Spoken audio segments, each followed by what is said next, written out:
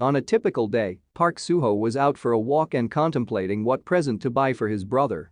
Suddenly, an object fell from the sky and caused an explosion, causing widespread panic in the area.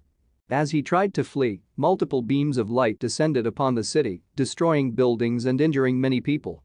Soo-ho ran in the opposite direction, narrowly avoiding being hit by a truck. However, a mysterious portal suddenly opened and sucked him in. Upon waking up, Park Soo-ho found himself in a forest with two moons and flying creatures in the sky. He was shocked and confused by the strange surroundings. Suddenly, he witnessed a giant bear being killed by a pack of wolves.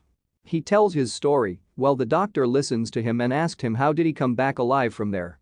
He hid behind some rocks but noticed a wolf pup behind him. He continued to run, but a message appeared indicating that his constitution had increased by 1.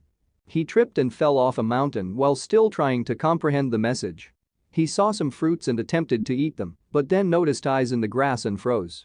A giant snake lunged at him but was attacked by a large frog before it could reach him.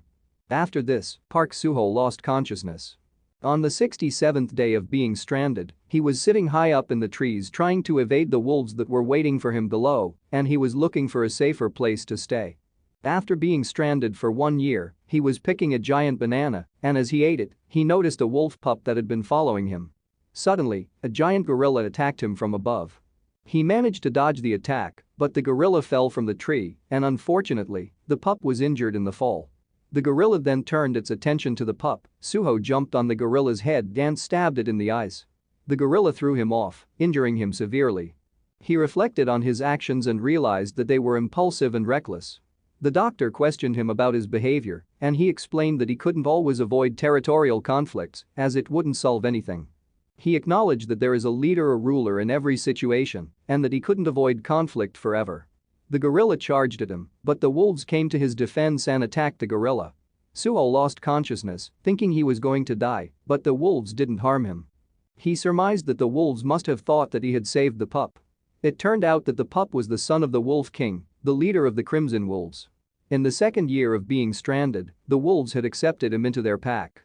As 31st year passed, he was fighting giant snakes with the wolves, and he still hasn't seen any signs of civilization. He considered the wolves as family, as they fight for territory and survival together. After 120 years of being stranded, Park Soo-ho believed that he was the only human on the planet. He had been constantly fighting for survival and had made and lost friends over time. He had lost track of how much time had passed. The doctor asked him how he was able to return to Earth. He explained that during a war with the gorilla race, a portal opened. Meanwhile, a group of people were investigating an area as their equipment had malfunctioned when suddenly a red portal opened. They panicked and ran away, not knowing what was coming out of it. The two people were terrified, but the woman among them was already preparing for a fight and ordered them to flee. She was ready to attack whatever emerged from the portal, but when she saw a man coming out of it, she froze upon seeing his eyes. The man shouted as he emerged. As Park Soo-ho emerged from the portal, he fell unconscious. The group was confused, and the woman among them wondered what pressure she had felt. She realized that she had never experienced anything like it, even when fighting monsters in high-tier dungeons. The group reported the incident as a returner coming back and called for an ambulance. The doctor finished the interview with Soo-ho and thanked him for his story. The doctor informed Soo-ho that his story will be shared with the Awakener Bureau and he will be discharged in a few days. Soo-ho thanked the doctor for listening as it was his first conversation with another human in 1,000 years. The doctor replied that they should be thanking him as he shared a valuable story with them. The doctor found Soo-ho's story to be quite interesting. At the Awakener Bureau, the woman questioned whether the information on Soo-ho was accurate as he was ranked as an F, equivalent to an average person. She was curious as to how Soo-ho went through the portal and was still unsure if he truly was an F rank. The man speculated that perhaps Soo-ho had simply gotten lucky and come across a return stone. They received the report from the doctor and passed it on to the woman. The report indicated that Soo-ho had PTSD, which was common among returners, and that he behaved like a wolf. The woman volunteered to personally deliver the documents to Soo-ho as she wanted to verify something. At the hospital, Soo-ho realized that 2 weeks had passed since he returned and everything felt unfamiliar. He wasn't sure what to do. A nurse came in and gave him his meal. A woman named Choi Soo-young from the Awakener Bureau entered the room and saw Soo-ho eating like an animal. She introduced herself and mentioned that she was the first person he saw when he returned. Soo-young initially thought Suho looked like a predator when he came out of the portal, but now she thought she must have been mistaken. Suho asked Choi Soo-young about the Awakener Bureau. She explained that it's a government organization that helps returners adjust to society and gave him a list to sign. He was surprised when he saw a pen and smelled it, but she scolded him for drawing on the paper. She thought he was an idiot. She asked him what he had learned during his time away, like magic or martial arts, but he told her that he had just lived in a forest. She sighed as she thought he had just spent all 10 years running to survive. She believed that for a true returner, they needed to kill monsters and steal their energy. She thought Suho had just gotten lucky by finding a return stone in a peaceful dimension. Suho clarified that it wasn't 10 years, but rather that he had been in the jungle for 1,000 years. Soo-young was annoyed and told him that he went in 2015 and returned in 2025. Suho was shocked by this information. She gave him his Awakener's card and told him that his bill would be paid and to read his documents. She also instructed him to return to his family after he had recovered and then left. He was shocked when he saw his family are still alive.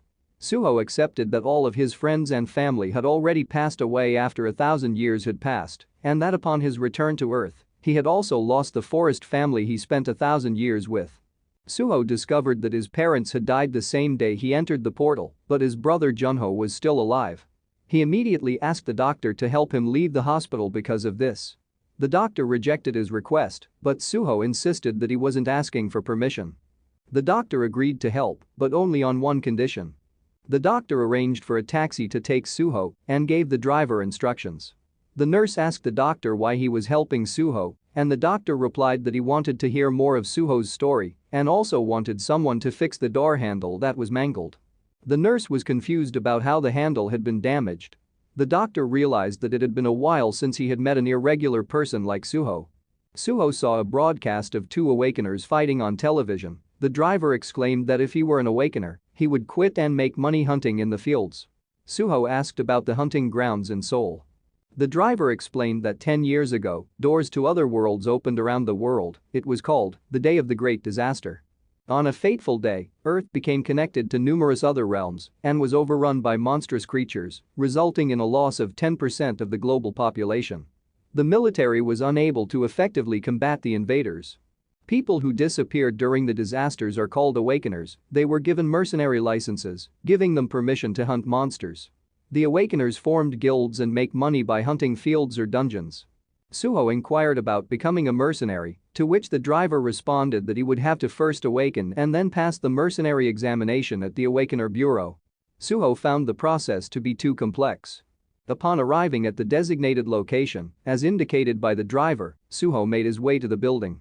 An elderly woman questioned him about his identity, to which he replied that he was searching for someone named Junho. The woman informed him that no one by that name resided there and chased him away. He later learned that they had mistaken him for a loan shark and that his brother was heavily in debt. Suho observed the numerous letters demanding payment and walked away, reflecting on how in harsh wild environments, strength is the law, while in civilized society, money holds power. Suho attempted to submit a mercenary application but was denied due to not meeting the necessary qualifications.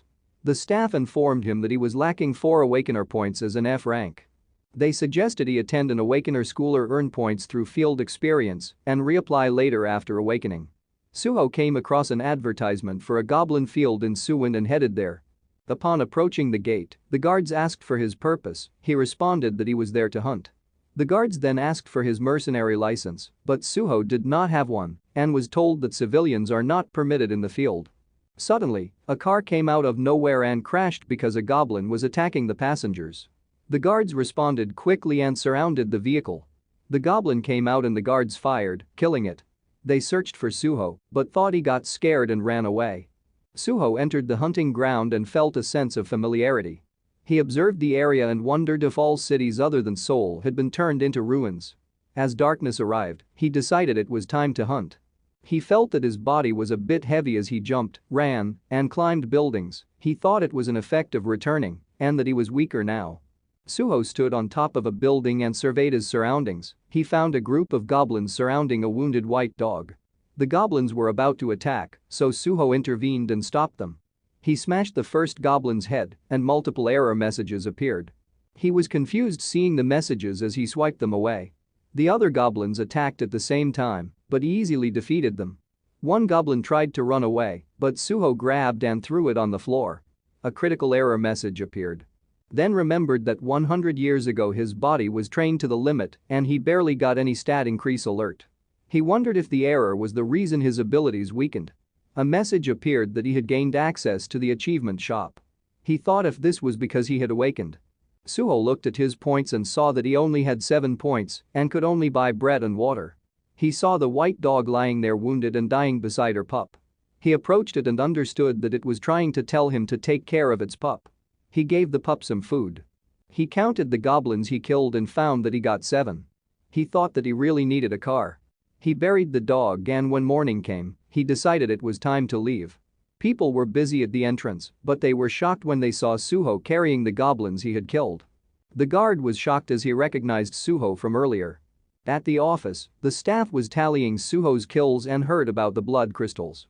She explained that they came from one of the goblins and their prices depend on the amount of energy stored in the crystal. She gave him cash as he doesn't have a payout account registered and advised him to get registered. Suho thought that it would be easy to make money once he becomes a mercenary and enters a dungeon. Meanwhile, Junho was on his way home when a group of thugs attacked him. It was the debt collectors who beat him as he paid the monthly payment. The thug counted the money but told him it wasn't enough. The guy hit him again when he said he would pay them in 3 days. Suddenly, Suho came looking furious as he approached the surprised Junho. Junho remembered a past incident where he was being bullied in school and had reached out to his brother, Suho, for help, but Suho had ignored him and walked away, believing that his brother would not be of much help to him. On the day of a disaster, Junho's aunt and uncle came to take him away as they were unable to contact their mother.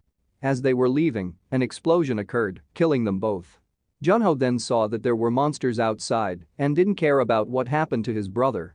As they were talking, the collector mocked them, but Suho defended them by grabbing the collector by the head and throwing him away. He then asked Junho if he was okay. When one of the guys attacked with a kick, his leg broke on Suho's head, causing the man to fall to the ground in pain. The other guy was scared seeing Suho was an awakener. Suho called the other guy over and paid him cash as he told him to take the money and leave. They then left and went to Junho's house. Junho introduced Suho to an old lady and they went inside the house where they saw Gunwoo, Junho's son, asleep. Suho asked where the mother was and Junho told him that she had already left. As they sat at the table, Junho told Suho that he had thought he was dead and expressed surprise that he was an awakener. Suho inquired about the amount of Junho's debt and Junho informed him it was 50,000.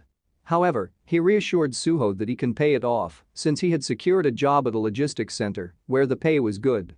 Suho questioned if the truck belonged to Junho and he replied that it actually belonged to the old lady's deceased son that had died in the great disaster and she had lent it to him. Gunwoo then woke up and greeted Suho. Suho then offered Junho the opportunity to work with him and assist him in hunting. The staff were taken aback by the fact that Suho had awakened and managed to enhance his status within a day. They informed him that he could use his Awakener ID to open an account and provided him with a phone for registering as an Awakener.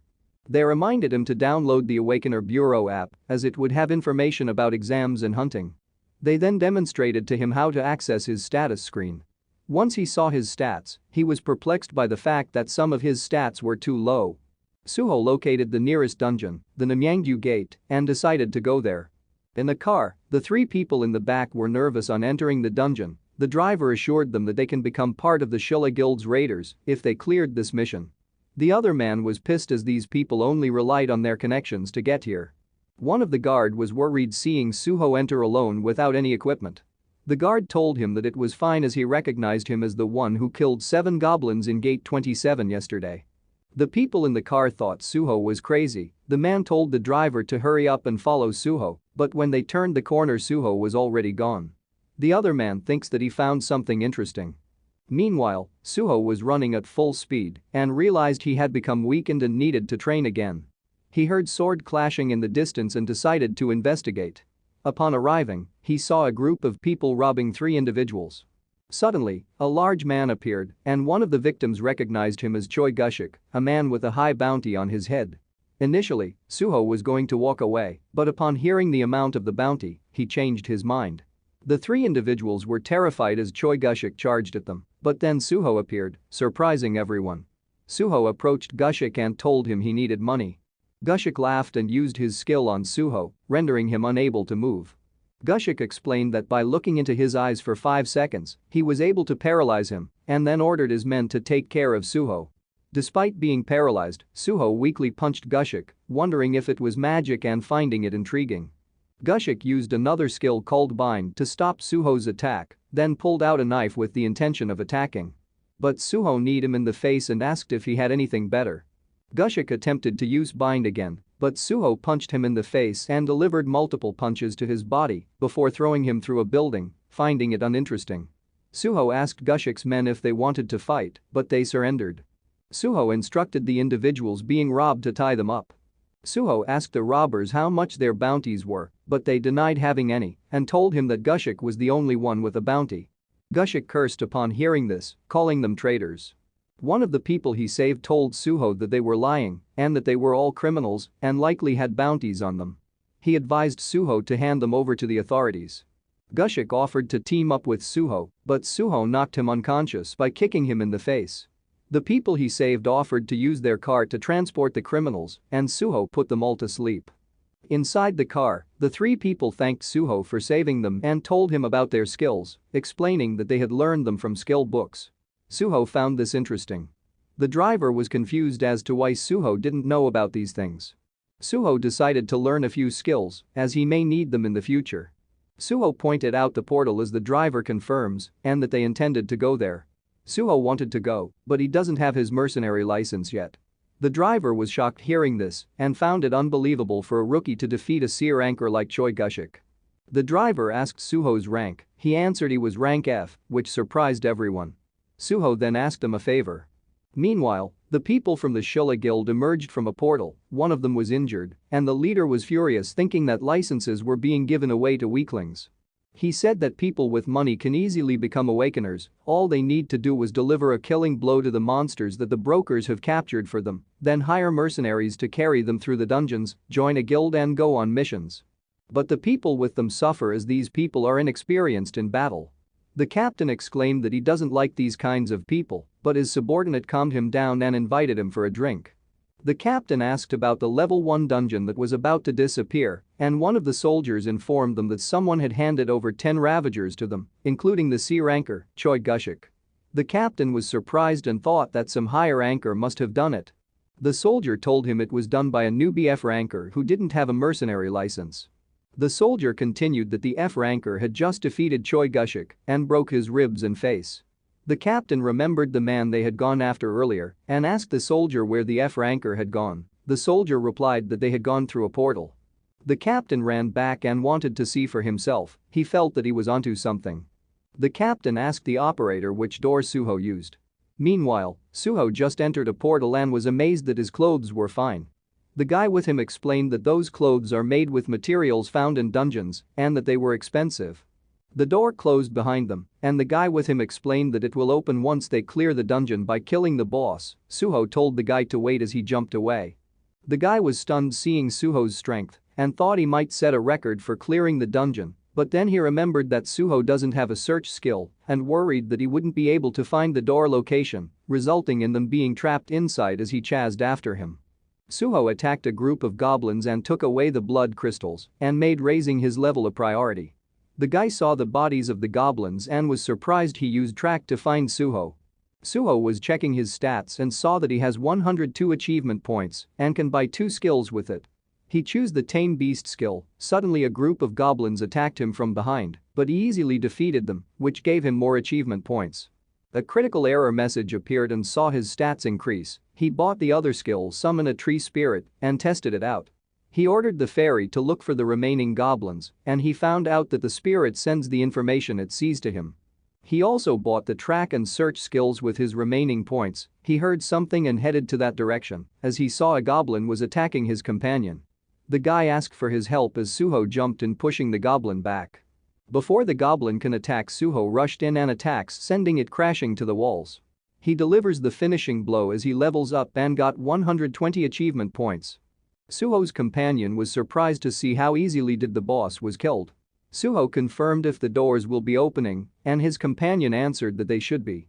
They exited the dungeon as the guards called Captain Kang after seeing them. His companion thanked him and left. After changing his clothes, Captain Kang greeted and introduced himself as captain of the 27th Combat Team from the Shilla Guild. The captain invited Suho to join their guild and promised the best environment for his growth. Suho immediately rejected him. The captain thought that Suho just wanted to increase the offer. He tried to convince Suho with another offer. Suho stopped by saying that he doesn't like working under someone. At home, Suho gave Junho money to pay off his debt and told him to settle it so they could eat later. Junho was grateful and tearfully thanked Suho before leaving.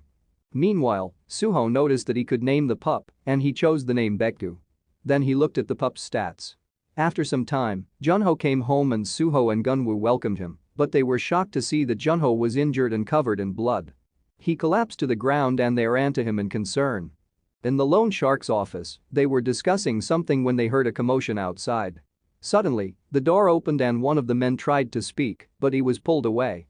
The thugs tried to investigate what was happening, but they were stopped when one of their members was thrown at them. Suho then entered, carrying a closet and threw it at the thugs, injuring everyone. The boss was terrified as Suho kicked over his table, crushing him.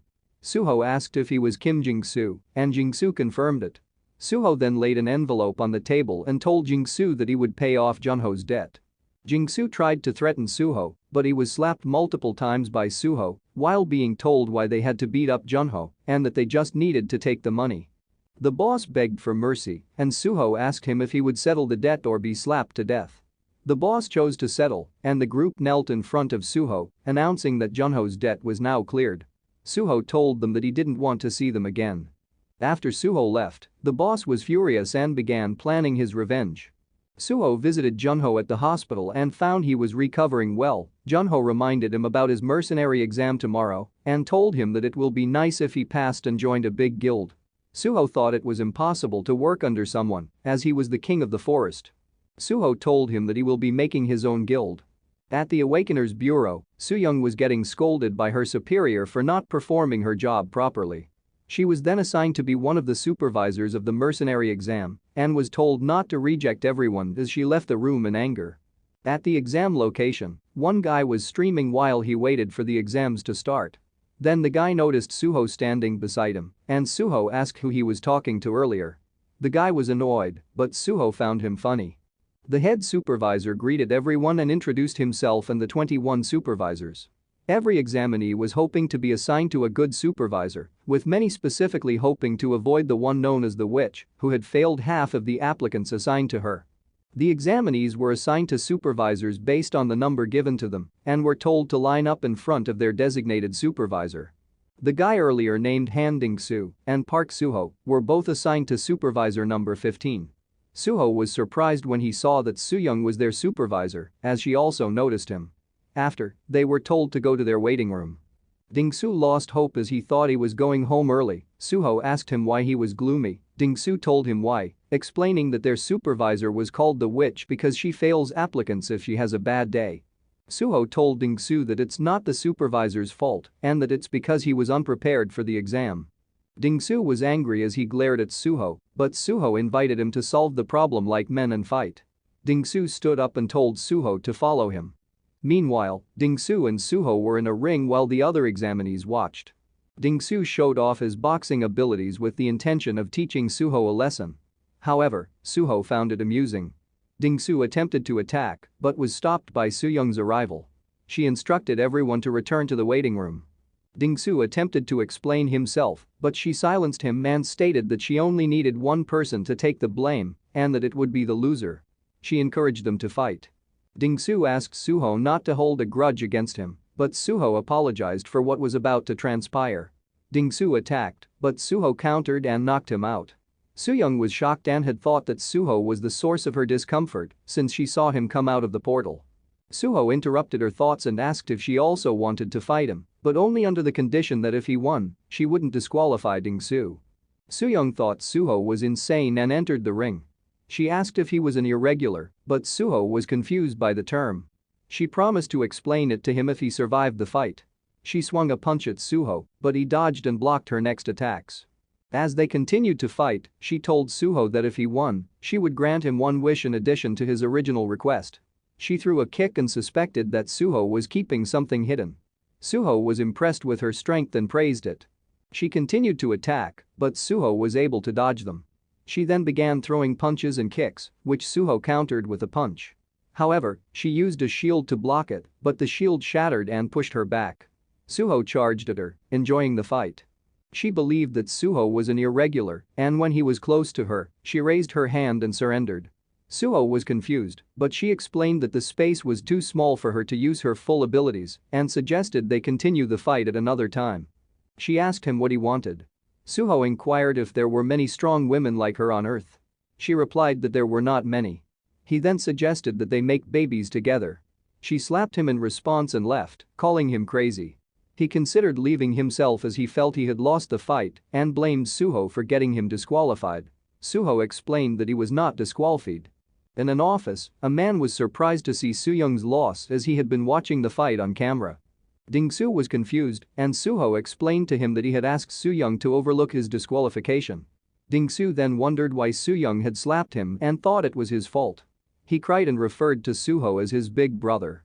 Suddenly, they heard that Suho was being summoned to the supervisor's office. Suho met with the man who had observed his fight with Soo-young and informed him that their conversation would be recorded. The man revealed that he was shocked to see Suho fight a beer rank awakener and questioned if he was an irregular. The man then explained about bridge portals that connect Earth to 3 other planets, one of which is Asura, where dwarves and elves live in harmony with Earth. Earthlings who have returned from Asura have acquired skills related to magic and artifact crafting. The next planet is Guchian, which is inhabited by Mammons and martial artists. The martial artists are allies of Earth, while the Mammons are Earth's enemies. Lastly, there is Mid-Earth, a planet ruled by orcs and overrun with vicious monsters, and whenever a portal opens to Mid-Earth, an all-out war is expected to occur. The Earthlings who came back from these planets, there are people who learned powerful skills and whose combat abilities exceeded those of Awakeners are called Irregulars. Suho found it complicated and was certain that the place he went to wasn't one of those planets. Though was thinking if Suho was just a dungeon returner that doesn't explain how he can fight a beer anchor. Then asked Suho what kind of planet he came back from. Suho told his story. The man thanked him and told him to head back to the waiting room. After Suho left the office, the man was surprised by Suho's story and called in a soldier to take over as supervisor number 15 and ordered him to monitor Suho and provide a detailed report after the exam was over. In the exams, Ding-soo passed the 100-meter dash and Suho came in next, surprising everyone with his speed. The major received a call with Suho's exam results and sent a video to Kim Mizo of the Returner Bureau, instructing her to watch it immediately. Kim Mizo's assistant informed her that the major was able to detect lies and that the interview Suho had with the doctor was true. She realized that Suho came from a 4th planet and ordered for the reporters to be removed from the training grounds, but it was too late as the assistant had already seen an article about Suho. She ordered for it to be taken down as well. Kim Mizo was contemplating that Suho was able to maintain his physical condition after passing through the portal without protective gear and was given an F rank due to a lack of dimensional energy. She also considered that if Suho was truly from a 4th planet, Korea might gain an advantage in the development of the unknown 4th planet. Meanwhile, the reporters were being prevented from contacting Suho. As they were eating, Ding-soo observed Suho and realized that he was on a different level and believed that Suho would become popular. In the waiting room, only 2 of them were left, and Ding-soo assumed that only 2 of them had passed the exam and worried that they would be in trouble for the next exam, which would involve raiding dungeons and would require more members. Suho reassured him and told him not to worry. Ding-soo was thinking that if Suho performed well on the raid, top guilds would be interested in recruiting him. Suho then invited Ding-soo to join his clan, as he didn't plan on joining a guild. Ding-soo had an idea that if he made a video documenting the founding of a clan and going on raids, it would be a big opportunity for him. Ding-soo agreed while he cried and told Suho that they need 3 people to form a clan. A monk suddenly enters the room and introduced himself as Myeongjin. They heard an announcement telling the applicants to change to their battle suits and assemble in the briefing room in 30 minutes. The monk told them that examiners occasionally hold dungeon raids at night without notice. Ding-soo exclaimed and found it insane. The group was given information about the dungeon they were going to raid and found out it was under the protection of the Phoenix Guild. Suho asked for clarification on what under protection meant. Dingsu was surprised Suho didn't know and explained that portals to other dimensions were appearing all over the city and the government was struggling to deal with them. The government had hired groups, called guilds, to manage and protect different areas of the city and gave them the authority to process the dimensional energy from the dungeons they controlled. Suho understood and realized he had only wanted to create his own clan because he missed hunting with his old pack. He was happy to be able to have a place of his own while doing it. Dingsu added that it's beneficial to own a dungeon as you don't have to pay to use it. Suho informed the group that their ultimate goal was to form a guild, but Dingsu interjected by saying that they first needed to pass the mercenary exam. The dungeon they were about to raid had only 15 days left before it broke, and it was a labyrinth-type dungeon with the lowest difficulty and fewest monsters among all dungeons. Dingsu expressed concern that they could get lost in the labyrinth, but Suho reassured him that he had search skills. Dingsu inquired about the monk's abilities, and the monk remembered his past experience that with his skill, monsters of all types came to the temple. One of the monks had warned him to stop and advised him to take the priest and evacuate, but it was too late as a monster had already ambushed from behind. Myongjin was startled after the briefing was finished. On their way to the portal, the supervisor instructed them to ignore him and continue with their mission once they entered, and reminded them that even if they successfully cleared the dungeon, their individual scores could still fail. As soon as they entered the dungeon, a skeleton attacked Suho, but he easily defeated it. Dingsu reminded Suho to use his search skills while progressing. However, the monk accidentally triggered a trap and arrows were launched at them. Myongjin stepped forward and blocked the arrows with his staff. Dingsu complimented Myongjin's proficiency with his staff, but, unfortunately, he also stepped on a trap and they all fell to a lower level of the dungeon. They heard the monsters coming. And the monk apologized that his skill was an AoE taunt. Suho approved as he was too lazy to look for the monsters. Suho kicked the ceiling and jumped up and invited the monk to join their clan. He used his search skill and found the traps, then charged onto the wave of monsters. When the monk and Dingsu came out of the hole, they saw the pile of bodies Suho left behind. Suho told them to follow him and take care of the knockdown monsters. The supervisor was impressed that Suho was using the traps to his advantage. One skeleton tried to attack Suho from above, but the monk threw his staff, killing it. The soldiers saw that someone returned from the dungeon. One was confused, saying that dungeon will take 5 hours to finish and only 30 minutes have passed. They saw it was Park Suho's team. The supervisor informed them that they finished the dungeon and watched the video, and it will be hard to measure their stats in a level 1 dungeon. Dingsu was streaming for his blog about the Suho clan and gave a tour of the clan house, introducing Granny Sukjev and the monk Myongjin. Later in the day, they entered a dungeon and saw many bats, and Dingsu asked if they had long-range skills to catch them. Myongjin told them to leave it to him and used his skills to lure the bats to them. The bats came to Myongjin, and he used his fire wheel skill to kill them. The boss came out and Suho killed it instantly with one shot, clearing the dungeon. Kim Mizo received updates on the progress of Suho's group, who were completing dungeons 20 times daily. She remembered Lee Sungwoo, a Korean irregular who had transferred to Japan, and decided to contact Suho directly. At the clan house, they were searching for Myongjin, who did not show up for work that day.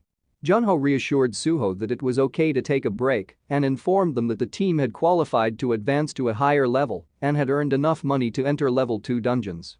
Dingsu was excited about the potential earnings. Suho agreed to let the team rest for the day and invited Junho to go shopping for a new truck. They purchased the latest model and headed to a field to aid in Junho's awakening. Junho was nervous and wants to leave, but Suho came out of the car and jumped away. The loan sharks were watching a video of the Suho clan. The boss asked for the list of guilds they are funding and remembered a guy called Manager Choi. They found him perfect for making people disappear as he already erased 6 people. The boss ordered to contact him and give him however much he wants for the job. Kim Mizo arrived in the Suho clan and found Granny Sukja and introduced herself from the returner's bureau. In the car, Junho was nervously waiting for Suho, but suddenly a goblin dropped on the car as Suho ordered him to get out of the car. Suho gave him a knife and told him to kill it and follow him. Junho was having second thoughts about awakening, but Suho told him he won't survive if he is weak and orders him again to kill it. Suho ordered Baekgu to attack and bite the goblin. Baekgu bit the arm of the goblin. Suho told Junho that Baekgu can't kill the goblin and that if he didn't attack Baekgu will die. Junho stabbed the goblin and it released Baekgu. While Suho orders him to repeat. Junho kept stabbing and saw the blood on his hands. Suho told him that if he doesn't kill he will die and told him to follow while killing the other goblins. Junho saw Suho walking away and remembered the time he abandoned him. He picked up the knife and stabbed the goblin in the head and kept stabbing its body. He laughed crazily seeing the blood. A goblin jumped at him causing him to fall. He stabbed it in the neck. Junho was mumbling like a psycho and Suho saw his information window showing butcher and found it cute. He invited Junho to come up to clean up the rest. They went to the Awakener's bureau with Junho covered with blood, making the staff nervous, and told them to clean up first and get quarantined and to head to the third floor to measure their dimensional energy.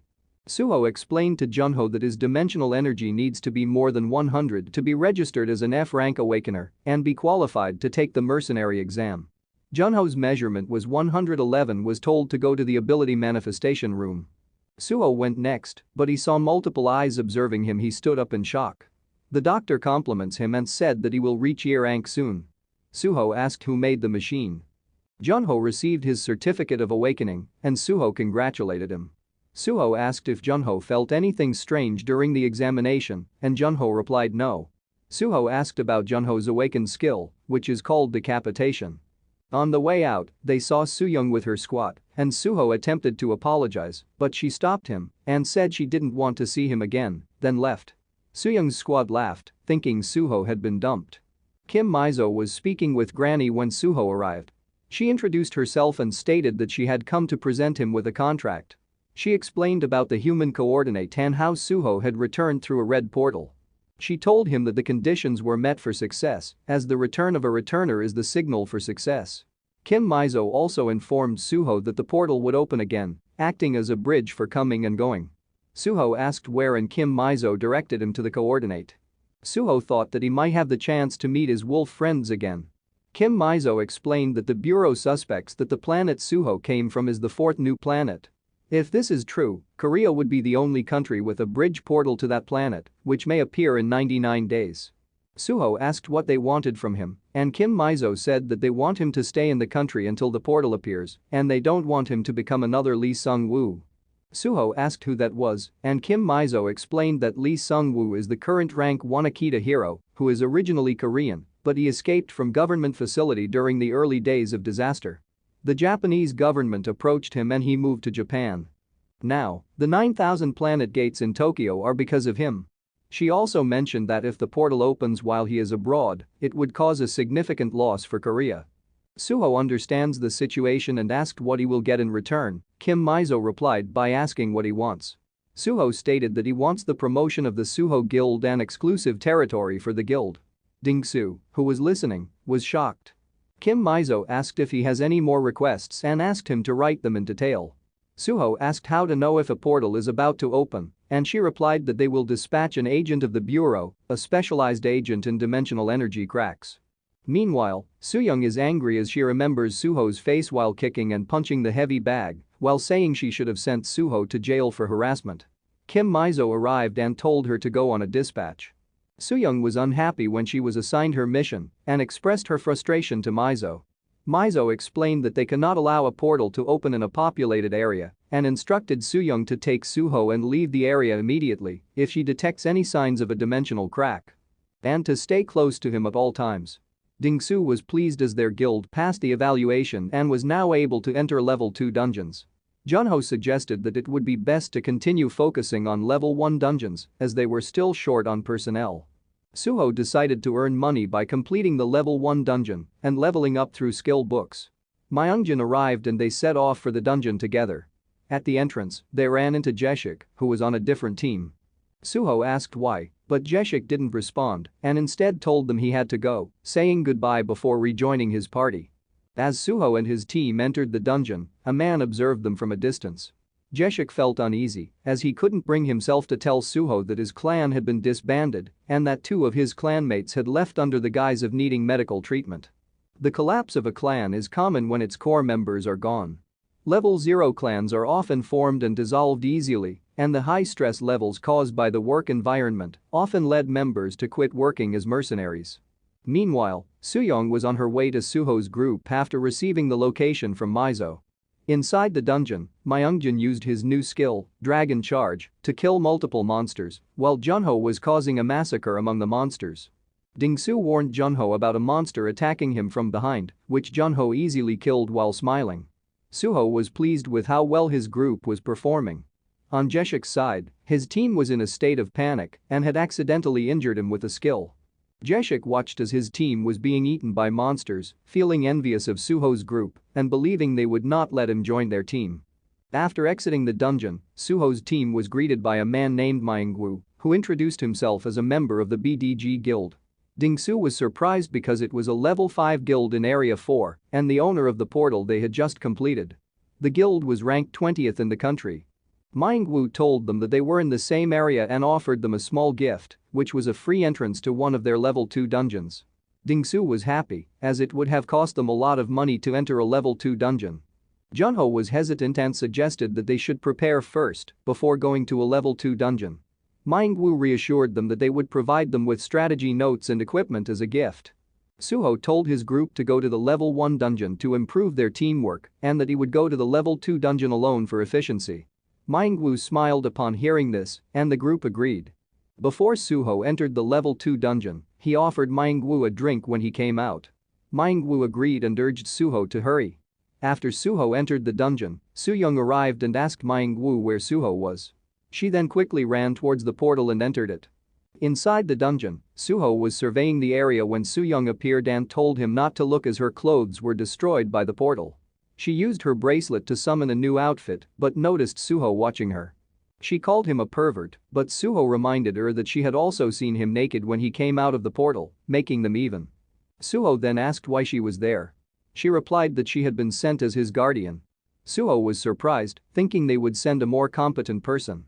She insisted that she was capable and that her mission was to evaluate Suho's skills. Suho told her not to interfere with his targets as an orc appeared behind him. She recognized it as an orc warrior and thought it was the dungeon boss, but Suho told her that 4 bosses were approaching them.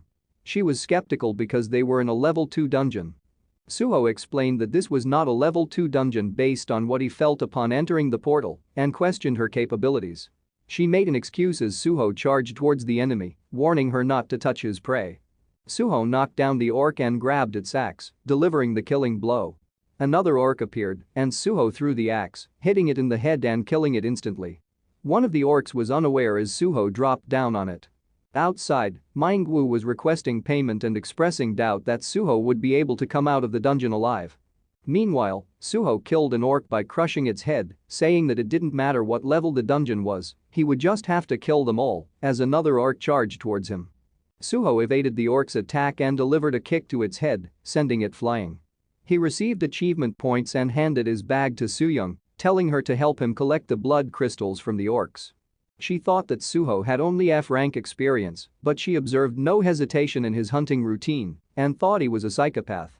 She reminded him that even though he killed 4 boss-ranked monsters, the gate did not appear and there were only stones inside the bag. She explained that this was a level 4 dungeon and it would be difficult for them to leave even if they worked together. Suho believed that Myungwoo had assisted him by allowing him to enter a level 4 dungeon without charge. Sooyoung, however, believed Suho to be foolish.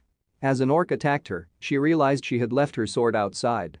Suho arrived and quickly defeated the orc, telling her not to worry as he was strong, though he had been stronger before. Sooyoung was surprised by this revelation. As they heard something approaching, she used her skill of clairvoyance and saw an approaching army of orcs, causing her to curse. She informed him that an army of orcs, led by a warchief, was approaching. Suho was excited to hear this. As the orc riders arrived, Suho and Sooyoung charged at them. Suho quickly killed one of the riders, while Sooyoung summoned a sword and injured another. However, she was disappointed with the summoned sword and regretted leaving her primary weapon behind. Suho arrived and finished off the injured rider and then killed the others nearby. As Suho charged towards another group of orcs, he was hit by the orc warchief, causing him to fly backwards.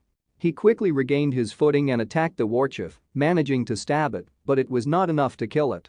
The warchief hit Suho with its mace. Meanwhile, Kim Mizo was informed that Sooyoung and Suho's phones were in different locations and there had been no movement for the past hour. She was confused as she had thought that Soo-young was with Suho. The assistant told her that Soo-young's phone was located near a recently opened level 5 dungeon. She asked why they had entered the dungeon and who was managing it. They discovered that the dungeon was being managed by the DGB Guild. She ordered them to check the dungeon records and tell the DGB to contact her immediately. Suho was sent crashing into a rock, but instead of feeling discouraged, he smiled at the challenge. He tackled one of the orcs and threw it into another. He picked up their weapons and used them to attack the orcs. Soo-young was targeted by the archers, but she skillfully dodged and used her defense bomb skill to kill the orcs that were approaching her. Suho grabbed her and told her they needed to run away. He carried her and jumped off a cliff. As they landed, several orcs fell to their deaths. Soo-young was confused about how they had survived such a fall as Suho let her go. They took shelter in a cave, and she asked him what his plan was. Suho said that he needed to kill 4 more orcs to level up, then he would attack. She told him that leveling up only increases one's limits, not their power. Suho explained that to him, leveling up is like removing his restrictions and can be considered a power-up. Outside the gate, the media was reporting on an accident involving Suho and Soo-young entering a level 5 gate. Suho's group was present, while Ding-soo was crying. Myung-woo was arrested and admitted to his crimes. Kim Mizo entered the director's office and demanded the arrest of all those involved. The director informed her that all suspects had been apprehended, except for the leader of the Dragon Loans who had fled and had a bounty on his head. Kim Mizo felt guilty as she was the one who had sent Soo-young to tail Suho. In the dungeon, Suho used his fairy to lure one of the orcs and ambushed it. He smiled, as he only needed 3 more kills to level up. Soo-young warned Suho that there was an orc ahead, but he quickly dashed away before she could tell him it was a trap. The orc triggered a trap, sending Suho flying backwards. The orc then signaled for others to emerge from their hiding spots. Suho struggled to stand up, realizing that his senses were dulling and he was losing strength. Soo-young shouted that he had been starving for 2 days as she killed the approaching orcs with her skills and then collapsed on the ground. Suho picked up a weapon and killed 2 orcs. He attempted to kill another to level up, but was again attacked by the war chief, causing him to hit another orc as they fell. Suho's weapon fell on the orc, killing it and causing him to level up. A message popped up asking him to activate the skill beast transformation. The war chief approached the weakened Soo-young and prepared to attack. In the Suho clan, House Granny was feeding Baekdu. Suho used his beast transformation skill, and Granny was shocked to see Baekdu floating and shining. Suho began to transform as Soo-young fought the war chief. She was hit and fell to the ground. Suho charged in his werewolf form and relentlessly attacked the war chief, hitting it multiple times and finally finishing it with a bite to its neck. Soo-young was afraid, thinking that Suho had lost his senses. But Suho responded with a bark, and she realized that he had transformed into a dog, not a wolf. Outside, the media reported that it had been 3 days since Suho and Soo-young's disappearance. The director explained that they had entered a level 5 dungeon known as Arc Castle, where it was recommended to bring a party of 30 members with a B rank or with 10 A ranks. Suho returned to human form and discovered that it wasn't a transformation, but a fusion. He invited Soo-young to eat, but she told him that it was pointless and that this place would be their grave. She explained that even though the war chief had died, the door was not opening, indicating that there were stronger monsters inside. Suho asked what kind of monster made her lose hope. She remembered an incident from 3 years ago when they had raided a level 5 dungeon with a 20-man combat team and 10 A-ranked mercenaries. Soo-young was asked by a man if her ankles were okay, while Kim Mizo teased them from behind. As they struggled in battle, the man saved Soo-young by using his skills. Kim Mizo ordered them to retreat, and as they were running, Soo-young felt something targeting them. Suddenly, Taehoon's arm was cut off and his sword fell beside her. Everyone was shocked as they saw the boss finish Taehoon off, and Soo-young cried. Suho comforted her after hearing her story. Outside the gate, many people thought that Suho and Soo-young had died. Many higher rankers are gathering as they plan for revenge. Akita Hiro was watching as he thought what they are doing is stupid. In a cave, after they finished eating, Suho asked if she was the one who defeated the Orc Lord. She replied no as she fainted on the spot and woke up in the hospital, while Mizo brought her Taehoon's sword. 2 A-ranked mercenaries died to defeat the Orc Lord. It was capable of defeating 5 Orc warchiefs at the same time. Suho asked where is the Orc Lord. She assumed it was in a castle. Suho's fairy returned and told her they found the Orc castle. Suho and Soo-young saw the castle gate open and charged towards it. The orcs fired arrows, but Soo-young used her shield to block them, and they managed to enter before the gate closed. Once inside, Soo-young blasted the orcs blocking their path and charged towards one of the spires. The orcs jumped towards them, and she was hit by an orc and fell. However, she told Suho to continue and not to worry about her. As she fell on the edge, Soo-young prepared herself to battle the approaching orcs. The orc leader sensed something amiss and stood up abruptly, but Suho quickly appeared, biting and attacking its neck. The orc leader fell onto one of the spires, impaling itself. The spire collapsed, crushing the orcs beneath it. Soo-young used her abilities to destroy another spire. She thought she was going to die as she fell, but Suho quickly caught her and brought her safely to the ground. She was amazed at how quickly Suho had taken down the orc leader. Suho instructed her to search for the door. As the clock began counting down to the dungeon's collapse, Soo-young located the door and guided Suho to it. They had only 10 minutes left before the door burst, and the orcs were still in pursuit. Suho then caught a scent and discovered a cage containing wolves. Using his ability to tame animals, he commanded the pack to follow him and devised a plan to escape the dungeon with them. With orcs closing in on them, the fairy informed Suho of another exit nearby. They found it and successfully made it out of the castle. They could see the door with just 23 seconds left before the collapse. Suddenly, one of the orcs threw a spear and hit Soo-young in the back, causing her to fall. Suho quickly ran back and killed the orc. With only 8 seconds left, people outside were already weeping. Suho picked up Soo-young and urged her to hold on. He sprinted with all his might towards the exit gate. The gate closed just as the world inside was destroyed. As the countdown reached its end, those outside lost all hope. However, the people were surprised as a pack of wolves emerged from the portal, followed by Suho and Soo-young falling to the ground. The crowd rushed towards them. The news quickly spread that the two individuals who were trapped in the level 5 dungeon had returned alive after 4 days and 11 hours. Kim Mizo was in a briefing about what happened, and the news about Park Suho have spread due to the incident. The scouts from different countries arrived in the country, and they were thinking of ways to secure Suho. The doctor assured that as long as Suho's family is in Korea, he will not leave and attaches value in spending time with his family. He advised to give Suho a territory where he can live with his family and not invade it. The director agreed. Kim Mizo suggested a location, the abandoned facility in Myeongju, and found it the most suitable area for the Suho Guild as their territory and decided to keep Soo-young to watch over Suho. In the SPFC arena, Akita Hero was introduced as a black flame was spreading on his sword. He jumped to stage as the crowd cheered. The challenger S-rank human weapon is Michael Zorbas.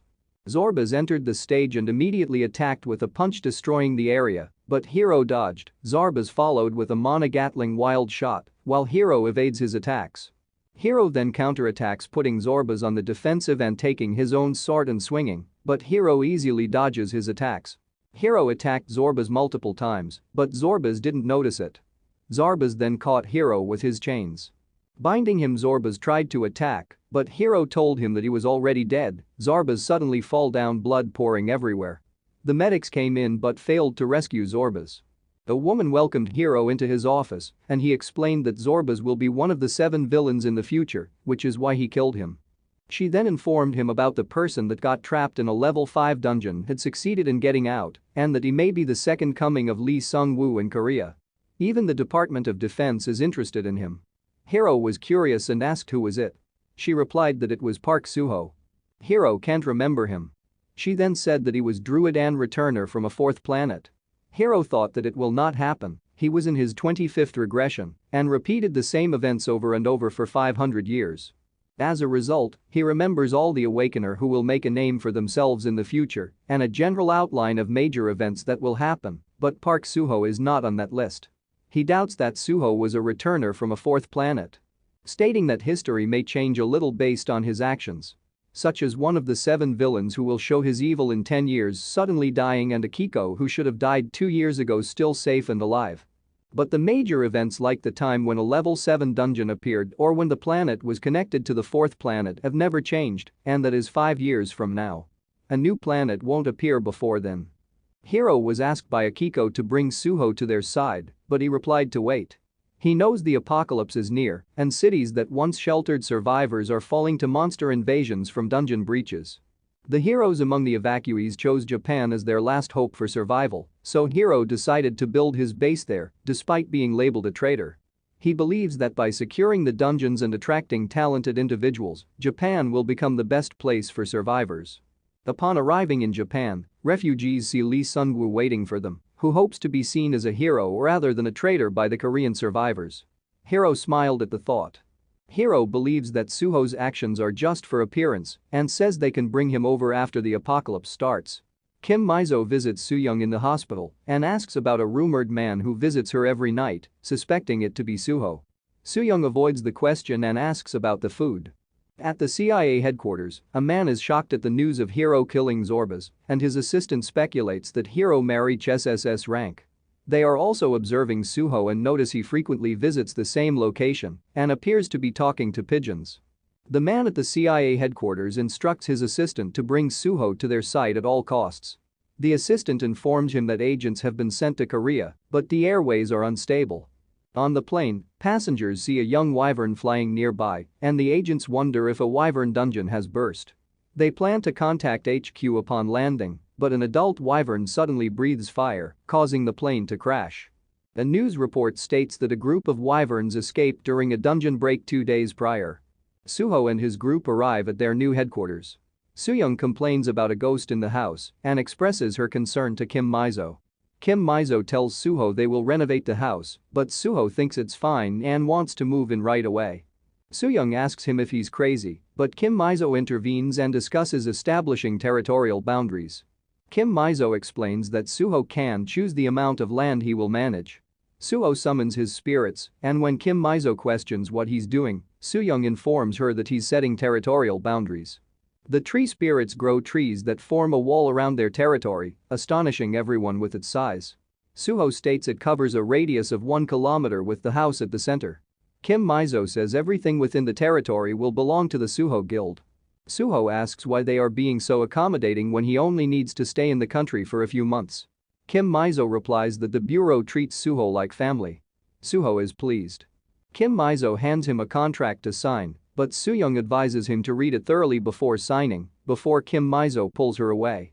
Kim Mizo leaves and during the car ride, the driver asks her if the Suho clan can manage such a big territory. Mizo answers that if they can't, the bureau can use it as an excuse to send in their own people. She orders to make a list of attacking units over a certain level and have them ready. In the next scene, a cargo ship is being attacked by pirates who are asking for help. As the pirates board the ship, they suddenly see their boat being thrown into the air and multiple tentacles wrapping around the ship, causing it to capsize.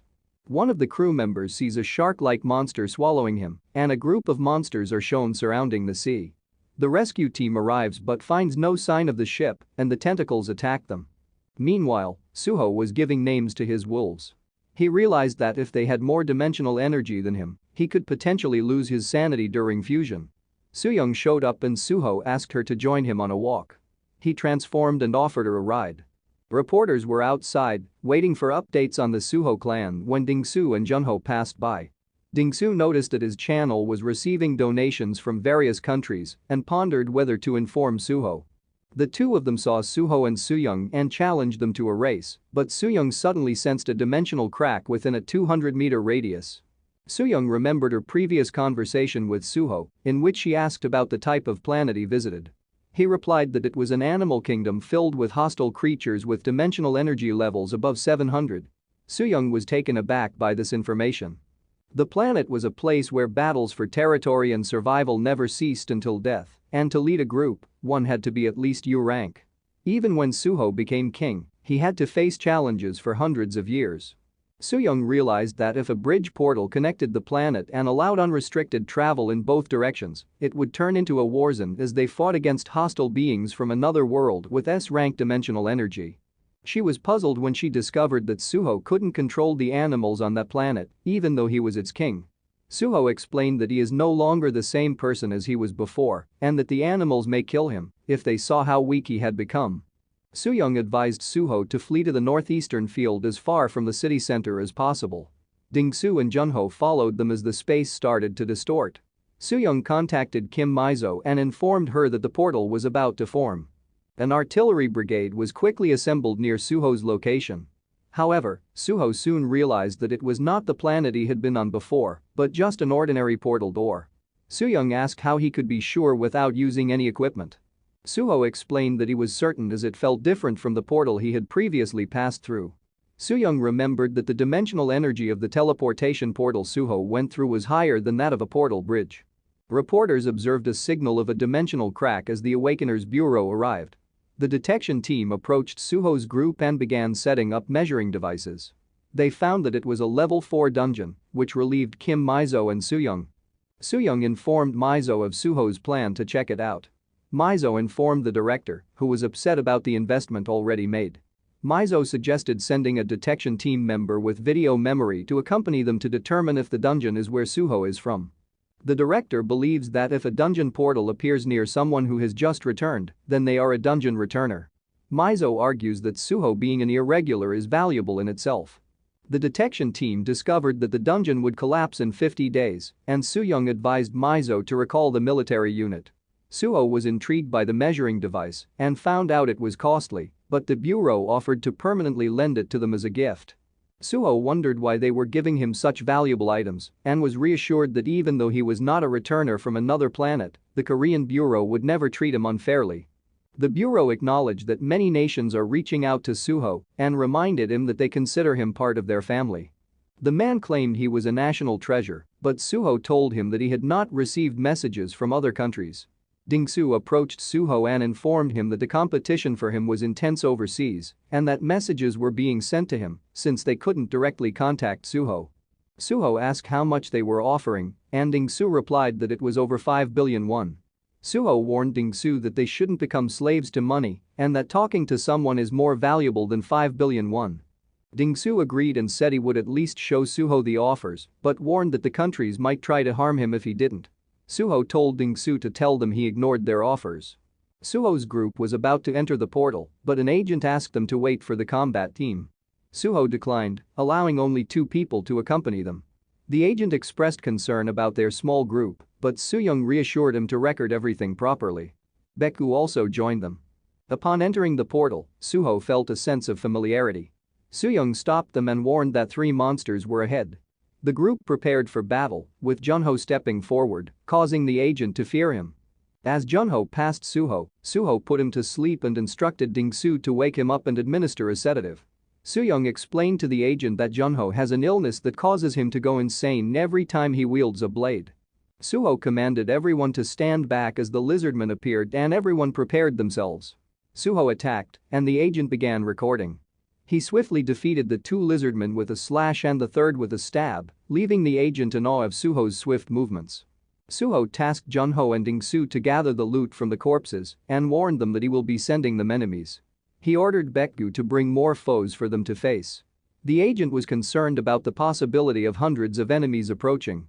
Junho lost control and charged towards the enemies, throwing his knife to kill one and finishing off the second. A sneaky lizard approached Junho from behind, but Ding-soo shot it with his crossbow. Junho delivered the final blow, and Ding-soo cheered as he reached level 9. Meanwhile, a group of reporters blocked Kim Mizo from entering the Suho territory and asked her to confirm if the portal was a level 4. Mizo declined to answer, but the reporter correctly assumed it was and allowed her to pass. The reporters deemed it a wasted effort since Suho was a returner from a level 4 dungeon and instructed their team to pack up. The driver asked Mizo if it was okay for her to disclose classified information. Mizo replied that Suho was more important than the higher-ups playing with money and that if the news of Park Suho being a dungeon returner spreads, no country would approach him anymore. A combat team was preparing to enter the portal, but they were told to stand by. Kim Mizo informed the captain that they couldn't enter until Suho agrees to cooperate with them. The doctor was taken aback by the news of Suho being a level 4 dungeon returnee. However, after recalling Suho's story, he remembered the mention of a sea and noted that there should not be any in a level 4 dungeon. He speculated that a planet had disintegrated and turned into a dungeon. Meanwhile, Suho effortlessly killed multiple lizards and instructed them to collect loot. During their walk, they spotted a glittering rock and Suho felt a sense of familiarity. Ding-soo and Junho then discovered Korean writing on the stone. While they analyzed the writing, Suho went into a cave. Inside, they found the cave filled with Korean writing, causing everyone to be shocked. They read writings expressing a desire for mating and Ding-su, and the agent deemed the writer as immature and lustful. They also saw writings about the writer missing his parents and brother Junho. Junho then came across a writing that read, "Park Suho was here." Soo-young asked if this was Suho's origin. Suho viewed his drawings and was reminded of his rival, Kuro. He read a note that stated it had been 30 years since the gorilla Jackie started a rebellion, and the two would soon face a final battle where one of them would die.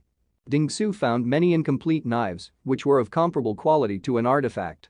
Suho abruptly ran outside. Ding-su blamed Minsu for offending him with his teasing. Suho climbed a mountain and was taken aback by the changes in the landscape. He wondered what had happened. Soo-young caught up with him and asked if this was where he used to reside. Suho was uncertain and felt something was not right. He pointed in one direction, stating that there used to be a snowy mountain, another direction used to have a grove and fruit trees, and another direction was where the sea used to be. Soo-young was startled. Suho told her about the roaring sea, a place one should never visit. She asked if he had written the notes, to which Suho confirmed, saying it was his way of holding on to memories of the civilized world. He had taken up writing when he arrived at the cave, where he lived while hiding from other animals. Even after he relocated, he returned often to write in his journal, so he wouldn't forget how to write. Soo-young inquired about the presence of the lizardmen, and Suho replied that they weren't always there. She then asked about his animal companions, and Suho informed her that the area was controlled by leopards and they were not weak enough to leave because of the lizardmen. Soo-young pointed to the fog and told Suho that it marked the end of the dungeon and they couldn't progress any further. Suho was confused by this. Suddenly, a large number of lizardmen appeared and the rest of the group joined Suho and Soo-young. Soo-young was bewildered as to why the lizardmen were attacking all at once. They then spotted the Lizard King.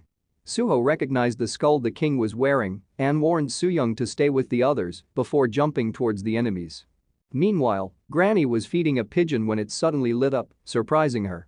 Suho transformed his arms into wings, dodging the king's spear and landing in front of him. He then fused with Baekgu and bit the king's neck as they both plummeted off the mountain and crashed violently to the ground. Suho's group was shocked, but Soo-young reassured them that he was not dead and instructed them to prepare for battle. Minsu and Junho threw rocks at the lizardman, while Ding-su shot arrows from his crossbow. Suho overpowered the Lizard King, punched him repeatedly and removed the skull he was wearing. He then asked about the whereabouts of the leopards. The Lizard King didn't answer and weakly hit him in the head. Suho flew into a rage and took to the air. The group continued to fight the lizardmen when they saw Suho in the sky holding the Lizard King. He threw the king at the horde of lizardmen scaling the mountain, causing the mountain to collapse and the group to fall with the lizardmen. Soo-young stood up and confirmed that everyone was okay, and Suho told them the door was open. Kim Mizo and the captain were waiting outside the portal when Suho's group emerged. The captain observed Suho and thought he appeared weak. Mizo tried to greet Suho, but he transformed into a pigeon and flew away. Mizo asked about the recording, and Soo-young instructed Minsu to return to HQ with Mizo, but Mizo stopped her and informed her that she needed to come along.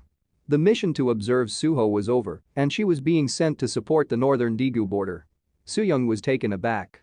Minsu reported the events in the dungeon to the director and the captain. The captain was frightened after witnessing Suho defeating the Lizard King. The director asked about the Lizard King's strength, and Minsu informed him that it was A rank, but Suho easily overpowered him. The director surmised that Suho's abilities are higher than S rank. Soo-young explained that Suho's dimensional energy is E rank, but his combat abilities are S+ rank. When he fuses with an animal, his strength varies but is estimated to be at least SSS rank. She also stated that Suho does not have a ceiling for his skills, unlike other awakeners. The captain wondered if all irregulars are like Suho and thought that if everyone who disappeared returned like Park Suho, their country would become a superpower.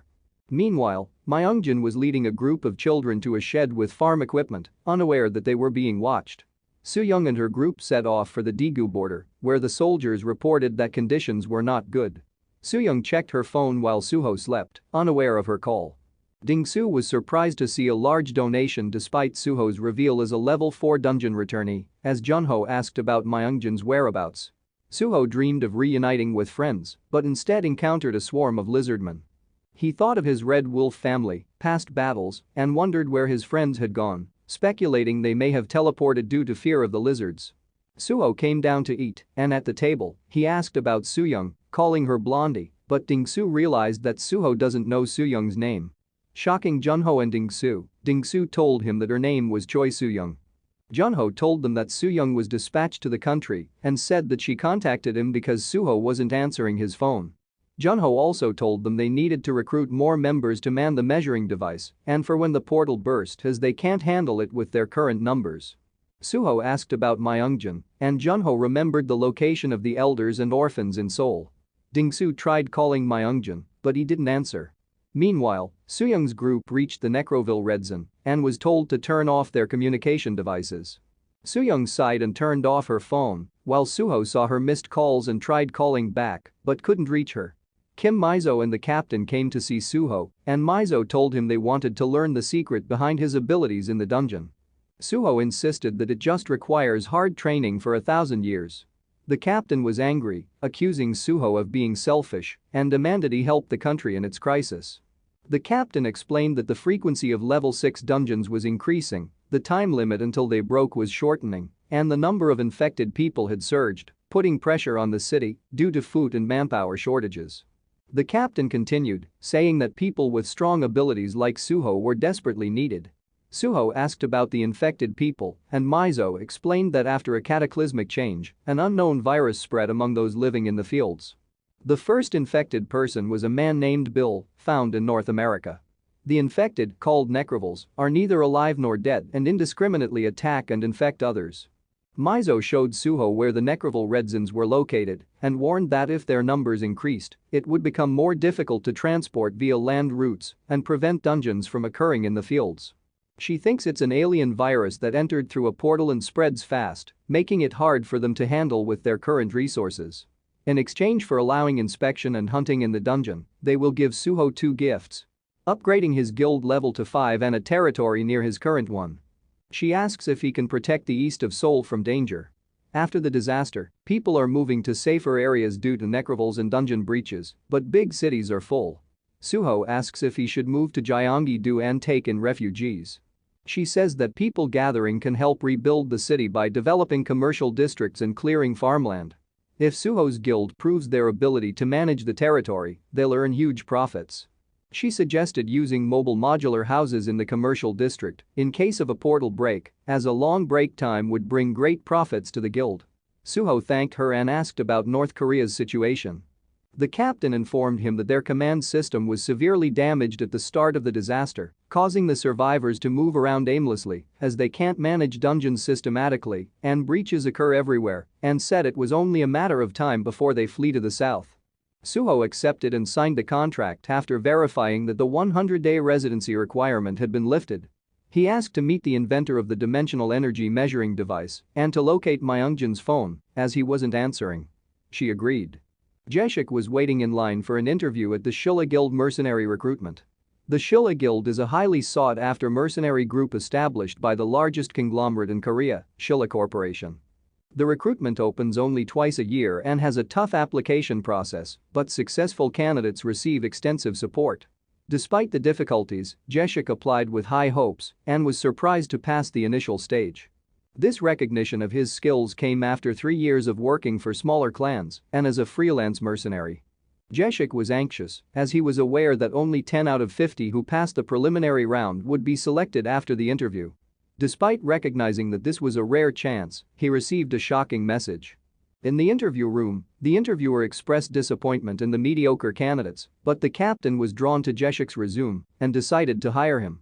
However, when the next batch was called, Jaeshik was missing. One of the other applicants reported that he suddenly left. The message Jaeshik received was from Suho, inviting him to join their guild and providing an address. As he fled, Jaeshik realized that he didn't need to think it over, as Suho had saved his life and was the most talked about figure in Korea. In the following scene, a military convoy was being trailed by a swarm of necrovilles. One of the soldiers commented that the roads were becoming hazardous and they should have stayed on the safer route. Another soldier responded that they had no option as they would arrive late if they didn't take this road. Suddenly, they saw a horde of necrovilles devouring a monster and blocking their path. The soldier commanded to fire, but the other soldier was wary of agitating the necrovilles. The first soldier insisted, pointing out that they were close to the Dabang aerial military operations area. They shot their weapons, aiming to drive away the necrovals. The soldiers' attacks successfully defeated the monsters blocking their path, but in doing so, they drew the attention of the surrounding necrovals, who charged at them. The soldiers fired as they retreated. Meanwhile, Myungjin's group, being pursued by the necrovals, searched for a place to hide. The monk apologized, as he was responsible for suggesting they go to the area and was unaware of the necroval invasion. Myungjin comforted him, prioritizing escape with the children. They found a building, and Myungjin instructed everyone to get ready. Just as they disembarked from the car, the necrovals caught up. Myungjin stepped forward to block the incoming horde, even though his skills were still on cooldown. Suddenly, fairies appeared and decimated the horde with multiple tornadoes. Myungjin and his group were surprised to see Suho standing on top of the building, who warned them to step back to avoid being sucked into the tornadoes. Suho then summoned more tornadoes, sending all the necrovals soaring into the air. Suho smiled at the success of his skill. The soldiers were fighting off the necrovals when one of the vehicles overturned and became surrounded by the creatures. Sooyoung, in another vehicle, checked the cameras and was surprised to see a necroval on the screen. She ordered the door opened and devised a plan to head to Team 7's car. They stepped out, and Sooyoung quickly dispatched the necrovals blocking their way. When one necroval attacked her, she swiftly cut it in half and killed the rest surrounding her. Her team checked the overturned vehicle and found the driver dead, while the other was trying to open the rear door. They were being overwhelmed as one member cried that they would die if the situation continued. They prepared for close combat as the horde closed in, but suddenly an explosion killed the necrovals advancing towards them. The soldiers saw reinforcements arriving and landing nearby. Sooyoung was still fighting when one of the reinforcements approached her. She recognized him as Sun Jinwoo. One of the reinforcements instructed the soldiers to duck as he prepared to attack, and while Jinwoo shielded Sooyoung, he fired, wiping out the surrounding necrovals. Meanwhile, the necrovals that Suho had sent flying were falling to the ground and being killed. The children cheered as they saw the monsters being defeated. Myungjin asked how Suho had found them, and as he was introducing Suho to his group, one of the necrovals managed to bite him in the ankle. Suho witnessed this happening. In Japan, a portal opened in the middle of the city and a monster was destroying the area, causing the people to panic. A woman fell over and sent her baby stroller to the streets, but Akita Hiro arrived and caught the stroller while his team fought the monster. Hiro attacked and killed the monster with multiple slashes, cutting it into pieces. The people cheered as Hiro walked away. In the car, Akiko informed Hiro about Suho being just a dungeon returnee. He was satisfied knowing that he was right and not making a big deal about Suho, but then he saw the photo of Suho's group and recognized someone as the eighth evil. It was Junho's son Gunwoo. He was certain of it and thought the child should be in an orphanage now after he lost his father, which is why he put him at the end of his assassination list. The worst villain that originated from Korea. Hiro wondered why is he there. He recognized another person in Suho's group. It was Jeshik, and he remembered him as the Hell Swordsman, Swordmaster Jang Jeshik. Followed by Myungjin, who will be known as the Undying Destroyer, Buddhist Master. He was shocked to see those people gathered in one place. Akiko then showed him Suho's fight with the Lizard King, which shocked him. Akiko thought that Suho was too strong for someone who returned from an F-rank dungeon. Hiro agreed. She continued that the articles saying that Suho is an irregular like him might be true. Hiro was concerned as to why an irregular like Suho, who he was unaware of, had appeared. He believed that Suho might be a regressor like him, gathering notorious villains to alter the future. This could potentially jeopardize the plan that Hiro had been working on for the past 500 years. When Akiko noticed Hiro's unease, he shared his worry with her. Hiro felt the need to go to Korea to meet Suho, but Akiko informed him that he cannot do that at the moment. Meanwhile, the children were in awe of the animals and vegetable garden, while Myungjin was speaking with the contractor. Mizo received news about the Suho clan's dungeon activity and was shocked at their fast clear speed, estimating they could finish a dungeon in just 4 days. Mizo felt overwhelmed and thought that they should have placed restrictions on the number of raids. Meanwhile, Jang Jeshik was showcasing the blade that Suho had given him, and he vowed to attain a B rank status as soon as possible while expressing his gratitude to Suho. Myungjin also approached Suho, asking for a favor. He was in need of a new weapon as his damage output was insufficient and he wanted a wing spear. However, due to his low level, he couldn't purchase one. Suho bought the spear for him, and Myungjin thanked Suho profusely, promising to repay the debt through countless curses and massacres. Akiko informed Hiro that they couldn't travel due to the air and sea routes being blocked off due to a wyvern nest outbreak. Hiro was surprised by this news, but then received a call from the minister saying he had to go to Hokkaido immediately for a level 7 dungeon appearance. Akiko pointed out that according to Hiro's prediction, this was not supposed to occur for another 5 months. Hiro realized that the events have accelerated, and if the level 7 dungeon couldn't be contained, it would cause a worldwide crisis. This troubled Hiro, as it would prevent him from adequately preparing for what was to come. Hiro believed that the only factor that had changed was Park Suho and was confident that those close to Suho would also possess great talents in the future. He believed there was only one regression stone, and that perhaps Suho had regressed from a future further ahead in time than he himself was from. Hiro believed that Suho was aware of his own existence and future and felt the need to meet him soon. If Suho's intentions were different from his own, Hiro was prepared to kill him for the sake of mankind. He told Akiko of his decision to first go to Hokkaido. Inside the dungeon, Suho asked Myungjin for an area taunt, and Myungjin obliged as Dingsu encouraged him to go louder. The group prepared for battle as they heard the approaching monsters. The lizardman arrived, and Suho summoned his spirits, using a tornado to send the monsters into the air. Dingsu sniped the lizards, earning points easily. Another group of lizards charged, but Myungjin used Dragon Rush, killing many of them. The lizardmen sent flying by Suho began to fall, and Junho charged forward as Dingsu called out to the stunned Jeshik. The fallen lizardmen stood and were killed by Junho and Dingsu. One lizardman managed to get close and attack Dingsu, but Jeshik stopped it by chopping off its head. As they continued to kill the monsters around them, Jeshik reflected that no other guild would take an E-rank mercenary to level up in a level 4 dungeon for training. Suddenly, a lizard king appeared beside Jeshik, and Junho attacked it from behind, cutting off one of its arms. Jeshik delivered the final blow by chopping off its head, surprising himself with how easily he was able to kill it.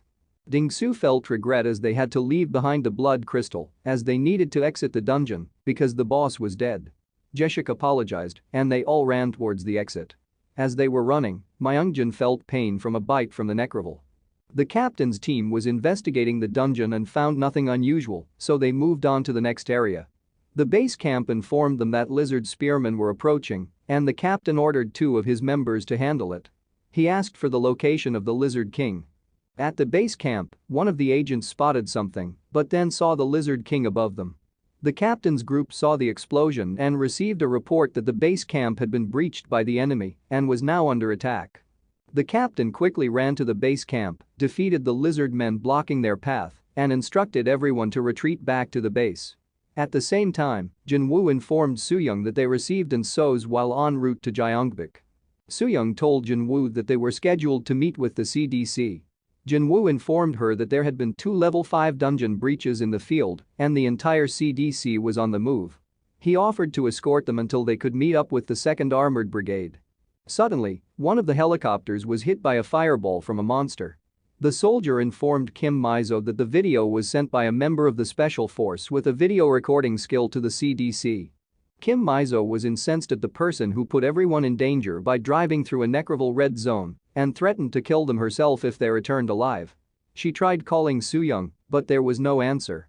At the captain's base camp, one of the soldiers had their arms cut off by the Lizard King and jumped on them, but both were killed when the soldier detonated a bomb. The Lizard King's head fell in front of the captain and their group as the door opened, causing the captain to curse and feel humiliated. Kim Mizo was informed of the situation and found it unbelievable that they suffered so many casualties in a level 4 dungeon raid. She asked if any clues were found, and the agent reported that there was no clue related to the item. They confirmed that time in the dungeon was moving twice as fast as outside. Kim Mizo thought about Suho, who returned after 10 years, meaning he spent 20 years in the dungeon. However, they already confirmed that Suho's story about being there for 1,000 years wasn't a lie, and if the time in the dungeon was doubled, 500 years would have passed on Earth. Kim Mizo wondered how that happened. She ordered the expansion of the scouting party and to pick up the pace as Suho's team was clearing the dungeons too quickly. The agent reported that the Suho team had ceased raiding after approximately 7 hours with 50 successful clears and was currently on the way to the bureau to have their Awakener cards updated. In the car, Dingsu and Myungjin were asleep, except for Jeshik, who Suho asked if he was tired. Jeshik replied that everything felt like a dream. He had worked hard for 14 years and never reached a level 3 dungeon, yet on the first day with the Suho Guild, he had raided a level 4 dungeon 50 times and killed lizard warriors that were on the same level as bosses in level 1 and 2 dungeons. Despite barely becoming an E rank after struggling for 3 years, he was now a D rank. He noted that if he had joined the Shilla Guild, he would likely still be receiving rookie training. Upon arriving at the bureau, Suho realized that the higher his level, the more clearly he could hear the voices during measurement. Kim Mizo informed him that the creator of the energy measuring device was Dr. Toddler from England, and she had requested permission to visit and would inform Suho once she received a reply. Suho planned to leave immediately once he received permission. Dingsu congratulated Suho after seeing his dimensional energy was above C rank. Suho wondered if he was the only one who could see others' information, as he noticed that his group had just found out his level. He asked the doctor who created the status window system, and she replied that there was a legend among engineers called the God Stone. After the Great Disaster, it was a core item that revolutionized the dimensional energy industry. Suho and his group had never heard of it before. The doctor explained that after the Great Disaster, a large pillar of rock with red writing appeared in northern Europe. It was discovered that Northern European awakeners could see the status window after the rock appeared on Earth. People who suffered through the Great Disaster worshipped it, claiming that the writings on the pillar were God's revelations. After the revelations were deciphered, pieces of the pillar were spread throughout the world by different ministries, allowing all awakeners around the world to see their stats through the status window. The piece of the rock pillar that was used to create the Bureau's dimensional computer, also known as the God Stone, is the CPU of the Bureau's dimensional computer and allows the management of the Awakener's status window. Suho asked what the deciphered content was, and the doctor told him that it contained general information used by Awakeners, like the upgrade system and the use of dimensional energy. As they left the Bureau, they discussed the amount they earned from raiding the dungeons that day. Dingsu suddenly remembered that he may soon be assassinated because he received donations from different countries. Junho wondered why they were still focusing on Suho, even though he had already proven to be a dungeon returnee. Dingsu explained that the messages praised Suho's ability to control plants, as the reduction of land occupied by humans has led to the need to import most of the world's food from planet Aruka, but with Suho, the food crisis could be solved.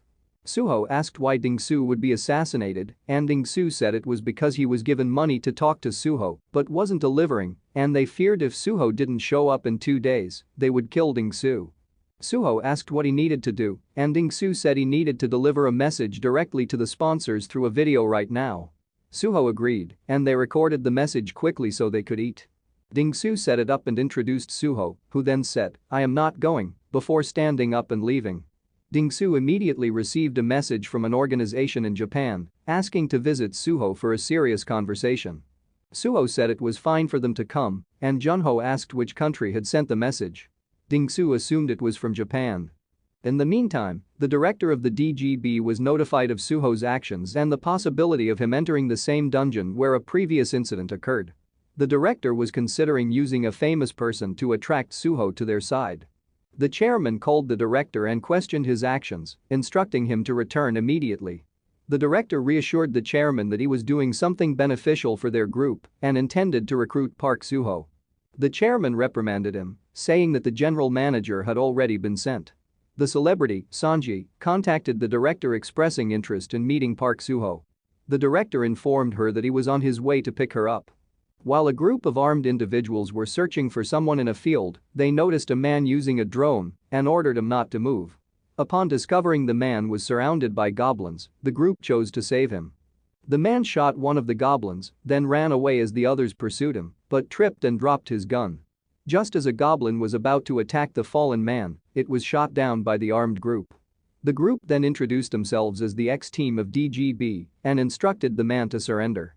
They reported to another individual that they had secured the target and were ordered to store it in the warehouse.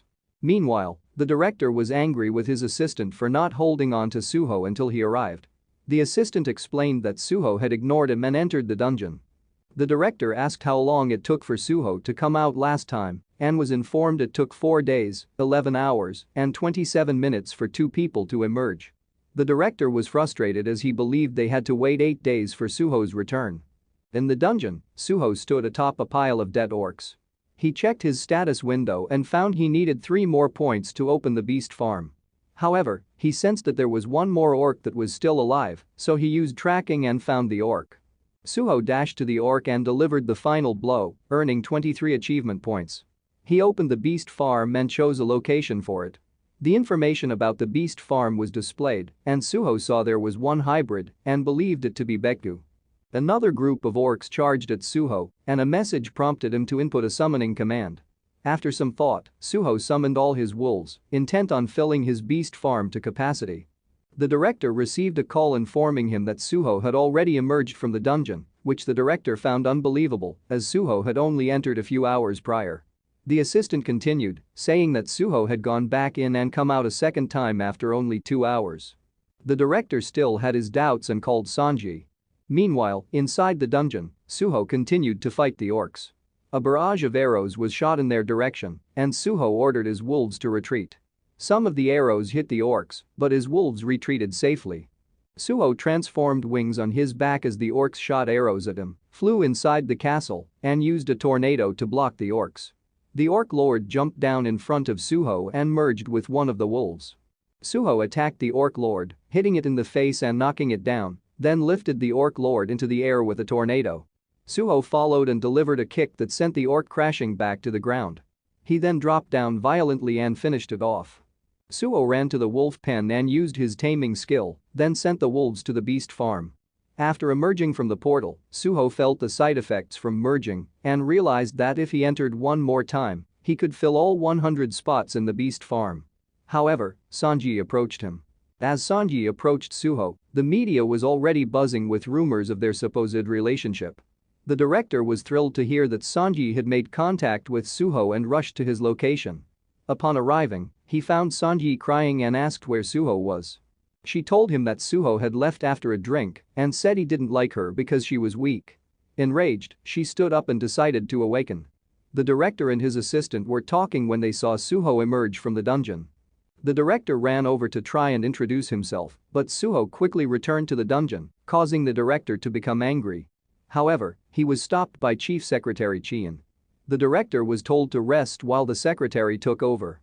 The secretary informed the chairman that Suho's abilities were more powerful than they had anticipated. Suho looked at the stats for the beast farm and saw that it was already filled and that at level 2, its capacity would increase to 200. He decided to call it a day. The chief secretary introduced himself as Chien Demyang from the DGB group and apologized for a past accident. He invited Suho to a meal, which he accepted. After eating, the secretary offered Suho a gift. When Suho asked what the DGB wanted from him, the secretary explained that they wanted to partner with the Suho Guild. The DGB Guild has yet to rise to a position where it can represent one of Seoul's 12 sectors because they haven't formed a level 6 combat team. Suho replied that he had no interest in becoming one of the representing guilds of Seoul's 12 sectors. The secretary responded that their aim was not to be one of the 12 representing guilds in Seoul, but rather to establish a 13th sector with the Suho Guild. He explained that like the 12 sectors in Seoul, if there is a level 6 guild stationed in a particular area, a city will form around it. However, the guilds within the 12 sectors are struggling to handle level 6 dungeons, causing anxiety among the citizens. If a 13th guild, which can provide peace of mind, is established, people will start moving to the 13th sector, and the value of land will skyrocket. The secretary was confident that the Suho Guild was capable of fulfilling the citizens' hopes. However, there was a challenge that the Suho Guild couldn't overcome on its own. They lacked the resources, manpower, and experience to create and manage a city by themselves. The tasks included raiding dungeons, managing dungeons, planning and building the city, all while working with the government and negotiating with various companies.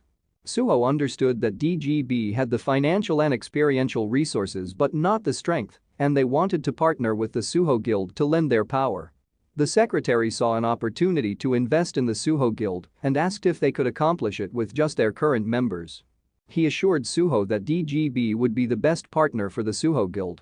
Suho suspected that DGB wanted control over the construction of residential and commercial areas around the dungeons, but he agreed with what the secretary had said. Suho requested time to think about it. As he stood up to leave, the secretary informed him of another gift, which was difficult to obtain. The gift was the president of the Yungari Loan Company, who was on the wanted list and had fled to the fields. The secretary offered to have him taken care of, but Suho declined, telling the secretary to do as they pleased. However, Suho then remembered something and called Junho. He instructed Junho to go to the given address as someone wanted to see him. Suho told the secretary that his younger brother would take care of it. Junho arrived at the designated spot and was directed to a container. Inside, he found the president of the Yungari Loan Company. The loan shark asked about Suho's presence, and Junho replied that he wasn't there. The loan shark chuckled and expressed regret for hitting him, to which Junho forgave him. The loan shark then shifted blame to the bureau and the DGB for scamming Suho into the level 5 dungeon. Junho was ready to leave, but the loan shark stopped him, seeking his help in getting out. The loan shark mentioned that he lent Junho money and found work for Gunwoo's mother when they were in need. Upon hearing about Gunwoo's mother, Junho paused. The loan shark explained that he used to run the Yungari Employment Center and remembered her coming to him, desperate for work. The truth of the situation was revealed. The loan shark and his accomplices went to Junho's home to collect payment, but he was not there. They then offered a contract to sell the organs of Junho's family member and warned that if Junho was absent the next time they visited, they would take her instead. Junho inquired about what happened, and the loan shark revealed that she begged for mercy while holding Gunwoo. Junho asked where she was and the loan shark promised to take him to her if Junho agreed to help him. Meanwhile, Suho received a message from Kim Mizo saying that a response had come from Dr. Toddler and he agreed to meet Suho in England. Suho was thrilled at the prospect of meeting the doctor, who might know about the connection between the time mix-up, the dimension crack, and the planet he was on. He hoped to find a way to reunite with his brothers. Concerned about Junho, Suho tried calling him but received no answer. He instructed his driver to take him to the DGB container. When Junho and the loan shark arrived at the designated location, the loan shark assured Junho that his men would take him to his wife. However, they were surrounded by armed thugs as the loan shark greeted his men. One of the thugs recognized Junho and taunted him. The loan shark informed the group that Junho was searching for his wife and ordered them to take him to her. They led him into a building and flipped on the lights, revealing a blood-filled grinder. The thugs discussed which grinder they used on Junho's wife. Junho asked about his wife's whereabouts but was suddenly attacked by the loan shark, falling to the ground. The loan shark admitted to grinding Junho's wife in the meat grinder while mocking him for being an ineffective husband. The loan shark continued to beat Junho with a bat, blaming Suho for the downfall of his business. Junho endured the beating as memories flooded back. After high school, playing gore games was his only escape, then he met his future wife Mijing. When they had a baby, Junho was playing games while his wife cried in secret. He believed the only gift he could offer her was the hysteria of someone fleeing poverty and reality. One of the criminals informed the head that the grinder was prepared. Exhausted from beating Junho, the loan shark told Junho to go see his wife. Junho believed that if he saw her again, he would plead for another chance. The leader instructed to shatter Junho's ankles, as they did to his wife, and then slowly lower him into the grinder head first. A criminal raised a sledgehammer to strike, but Junho thanked them for reminding him of the past and stated he deserved the pain, but he felt nothing. Junho then swiftly attacked, severing the arm of the thug holding the sledgehammer. The criminals were taken aback. Junho declared that after his wife left, he had promised not to engage in such actions, but he couldn't allow individuals like them to live while smiling. The criminals fled as they realized Junho was an awakener. The leader was sliced into pieces, petrified with fear. Junho pursued the remaining criminals and continued his massacre. The thugs wondered where their snipers were, but they had already been dealt with by Suho. Suho then ordered the men from DGB to clean up the aftermath to avoid any future problems. DGB representatives assured that many of these individuals had their social security numbers revoked, making it unlikely that the government would pay attention to them. Suho was pleased to see Junho as an awakener. Meanwhile, reports indicated that despite the ongoing danger posed by the frequent dungeon breaches in the Gyeongbuk-daegu region, the area appeared to be becoming safer, with the aid of special forces from Seoul, Busan, and Gwangju provinces. However, the belief that the guilds alone were struggling to contain the rapid increase in dungeons was causing citizens to become increasingly anxious. The soldiers cheered for the most powerful combat team in Korea, the Special Forces 707A, Black Cloud. The next news was about the scandal regarding Sanji and Suho's relationship. Sooyoung was incensed upon hearing this. Kim Mizo was informed that they had increased the number of teams and the amount of loot, but they failed to find any information about a treasure she was searching for. Mizo realized she needed to focus more on Suho and not on the level 4 dungeon. She received a call from Suho thanking her, and he asked what would happen if an awakener was bitten by a necrovil. When asked if someone had been bitten, Suho denied it and claimed he was just curious. Mizo explained that there have been 38 cases of awakeners infected by necrovils. On the 48th day of observation, 2 died from sudden leukemia, 26 developed baldness, 7 experienced sporadic pain at the bite site but had no other effects, and 3 F ranks became necrovils. The symptoms include high fever, general body pain, and red corneas. It is recorded that the lower the level, the higher the chance of becoming a necrovil. Suho confirmed that the bitten individual would be quarantined, and Mizo replied that they would be taken to the International Disease Control Center in Australia. Junho believed they would be experimented on. Suho then approached and greeted a vendor. The vendor recognized Suho and asked if he needed medicine for his brother.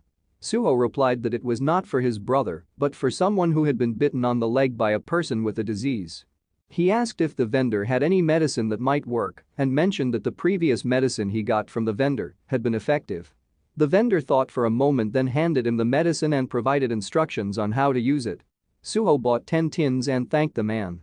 The vendor added that if the patient started convulsing, they should knock them out and apply the medicine. Suho left and the police arrived, informing the vendor that it was illegal to sell in the area. The vendor fled as the police looked for him. Meanwhile, Myungjin was writhing in pain as Jeshik, Gunwoo, and Dingsu watched. Suho arrived with the medicine and knocked out Myungjin to administer it, who had become frenzied. In Japan, a crowd cheered as they watched Hiro Akita and his team emerge from a level 7 dungeon, but the celebration was short-lived as the team suddenly collapsed. Reports indicated that 7 members of the team had not returned, leading to concern about the difficulty of a level 7 dungeon, as the world's most powerful team had suffered 7 casualties. At the hospital, Hiro regained consciousness and was comforted by Akiko.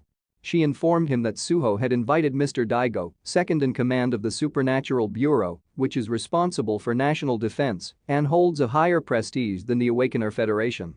Hiro suspected that the government was trying to get in touch with Suho and was angry that he was being used as a benchmark to create a better future. He blamed Suho for ruining his plans and believed that he was gathering criminals for some nefarious purpose. Hiro swore that he must kill Suho in order to secure his own and humankind's future. He then instructed Akiko to find a boat to go to Busan immediately. Meanwhile, Suho was speaking with a monk who expressed gratitude for Suho's help in building a temple in his territory. Suho was informed that Myungjin was recovering well, able to exercise in the morning and eat properly. Myungjin shared with Suho about how he met his master and how the temple burned down, resulting in his master's death. This event evoked hatred in Myungjin for the first time, causing him to take lives with his own hands. He felt that even if he became an Asura and faced damnation in the end, it was worth it as long as he could rid himself of the resentment in his heart. A fellow monk saved Myungjin from falling into the abyss, as he would have otherwise died in a dungeon. Myungjin told Suho that he saved him and helped rebuild the burned-down temple, allowing him to lay down the burden in his heart. He pledged to walk the path of an Asura alongside Suho. Meanwhile, Hiro arrived in Busan by boat with the intention of meeting Suho. Junho informed him that Secretary Chien from the DGB had called and reported that they had completed the city plans using the drafts provided by Suho. Suho instructed Junho to ensure the quality of work was up to par and mentioned that he would be leaving for England soon, but Dingsu informed him that air and ship routes were closed due to the Wyvern dungeon. Junho suggested that Suho fly there, to which Suho replied that if he transformed into a pigeon, he could only fly for 10 minutes. They learned that the experts estimated it would take China a month to eliminate the monsters, but Suho did not want to wait that long.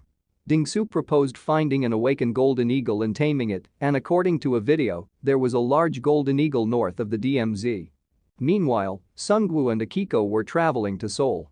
Akiko reminded him that if his location was disclosed, it would create a major problem and suggested bringing Suho into the spotlight like the SFC. Sungwoo responded that he couldn't wait any longer and considered assassination as the most straightforward solution. Suho and Dingsu arrived at the location and searched for a while, but they still couldn't find the golden eagle they were looking for. Suho called Soo-young and asked for her help to locate the eagle, but she cursed at him and hung up. They then noticed a group of starfish flying in the distance. Dingsu showed Suho a report of a starfish dungeon break and explained that they exploded and burned down their surroundings, even when they were killed. Dingsu and Suho were in the forest when suddenly a flock of birds flew by. Dingsu saw that the fire was spreading and suggested they leave. All the animals in the area were also fleeing the blaze.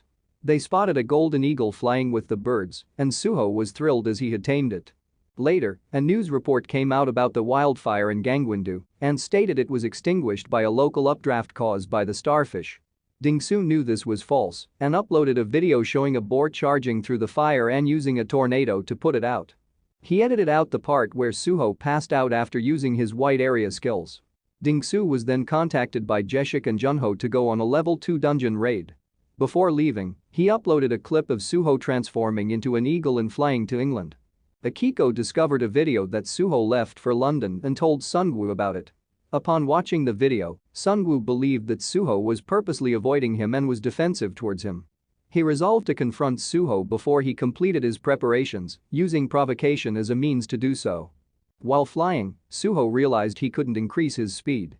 He checked his skill tree and saw that he could unlock fire attribute skills, including Fire Fairies, Fire Stream, and Twin Fire Stream.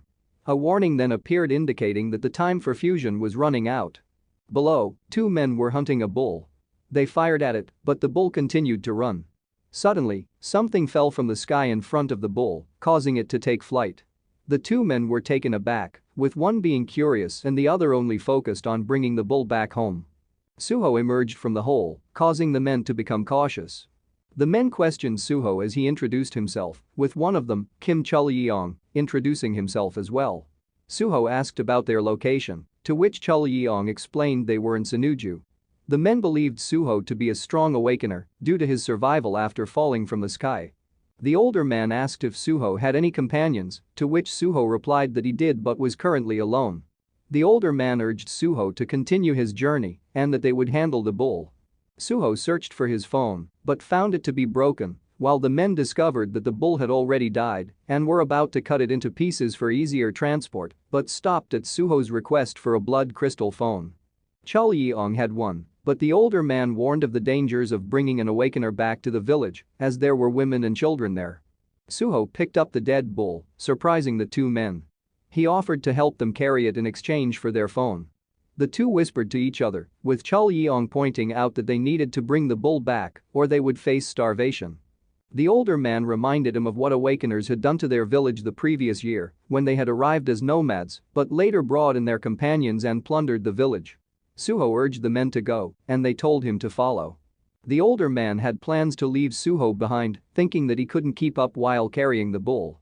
They felt regret that they have to leave the bull and they sped up, but they were surprised as Suho ran alongside them. They arrived in the village, and the people were surprised to see Suho carrying the bull. The older man was named Jongseong. He asked why the gate was broken, and one of the villagers informed them some of the villagers went out to rescue Hyeon and said that a winged beast suddenly appeared, it shot fire everywhere and killed people causing panic. Jongmyung had everyone heard for the shelters, but Hyeon fell and was taken by the monster.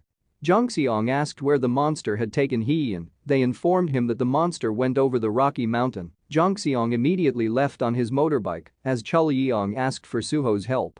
Suho's told him to lend him their phone when he comes back and flew toward the mountain. Meanwhile, the men who came to rescue Hyeon were being attacked by a giant bear. One of the group members was swiped and sent flying by the bear. The group charged at the bear but were overpowered by it. The bear approached the leader, but Suho appeared, kicking the bear away. The group was surprised and questioned who he was, to which Suho replied that he was helping Chul-yeong. He asked where Hyeon was, and Jongmyung told him she was taken to the winged creature's nest on the mountain. Suho noticed one man was severely injured and gave him a potion.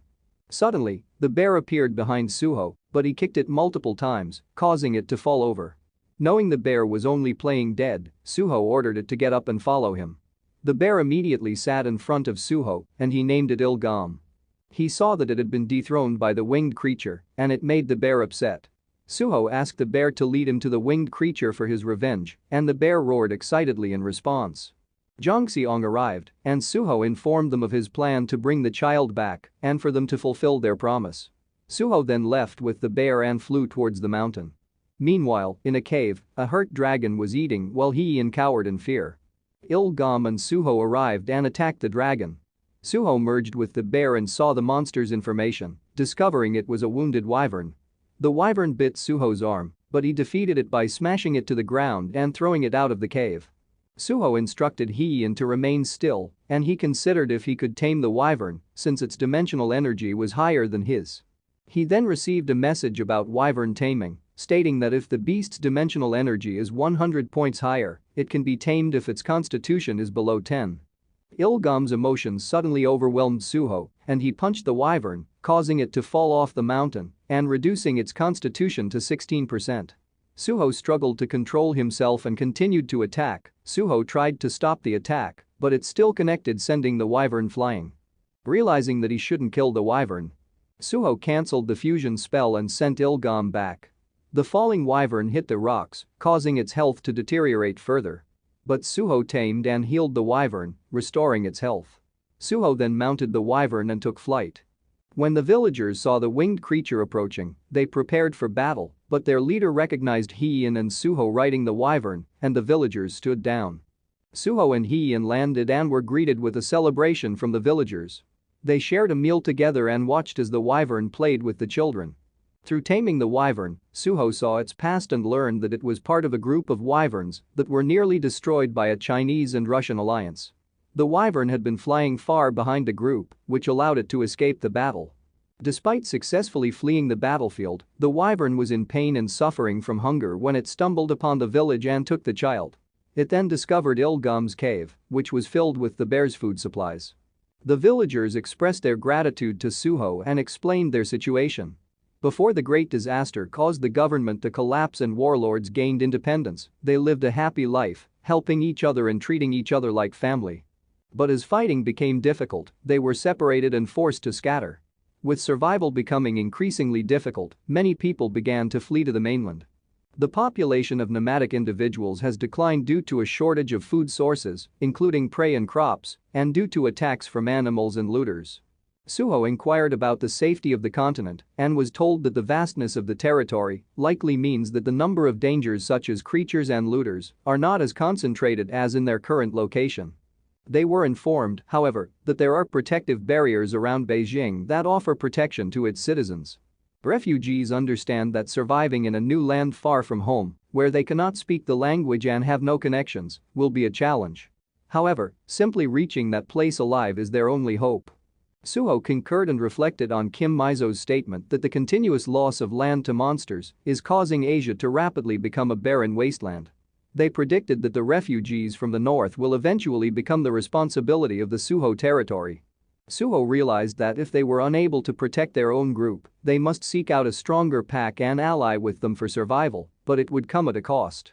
The villagers offered for Suho to spend the night, but he declined, stating that he needed to be on his way.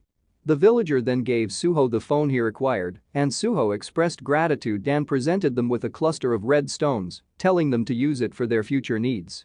Suho then mounted his wyvern and set off for England. In the following scene, a news report was shown about a swarm of wyverns that had terrorized the skies, causing widespread fear. The Russian and Chinese alliance, however, managed to destroy the wyverns above Mount Baekdu. A video of a wyvern being controlled by an awakener was quickly circulated among witnesses, and the people rejoiced at the appearance of a dragon knight. A flash report then revealed a portal breach that occurred on Bampo Bridge, causing chaos as two fire ants emerged from the portal and caused the bridge to collapse. People on the scene recognized the person on the bridge as Lee Sun-woo, and news of his sudden appearance on Bampo Bridge caused a stir as people were curious about why he was in the country. News broke of the Dragon Knight joining the Russian tank force on a mission to defeat the Scorpion monster. S-rank tamer Sylvia arrived at Moscow airport, and taming awakeners were gathering in Siberia because of the Dragon Knight. People were curious about the identity of the Dragon Knight, and a subsequent report confirmed that he was Park Suho. In an interview, Lee Sun-woo claimed that Suho's abilities were fraudulent and he had come to Korea to expose him. He added that Suho fled because he knew Lee Sun-woo was coming to Korea and was afraid of being exposed as a fraud. Lee also accused Suho of being a mere tamer used by the government for financial gain. Lee Sun-woo then issued a challenge to Suho to prove himself on the SPFC stage.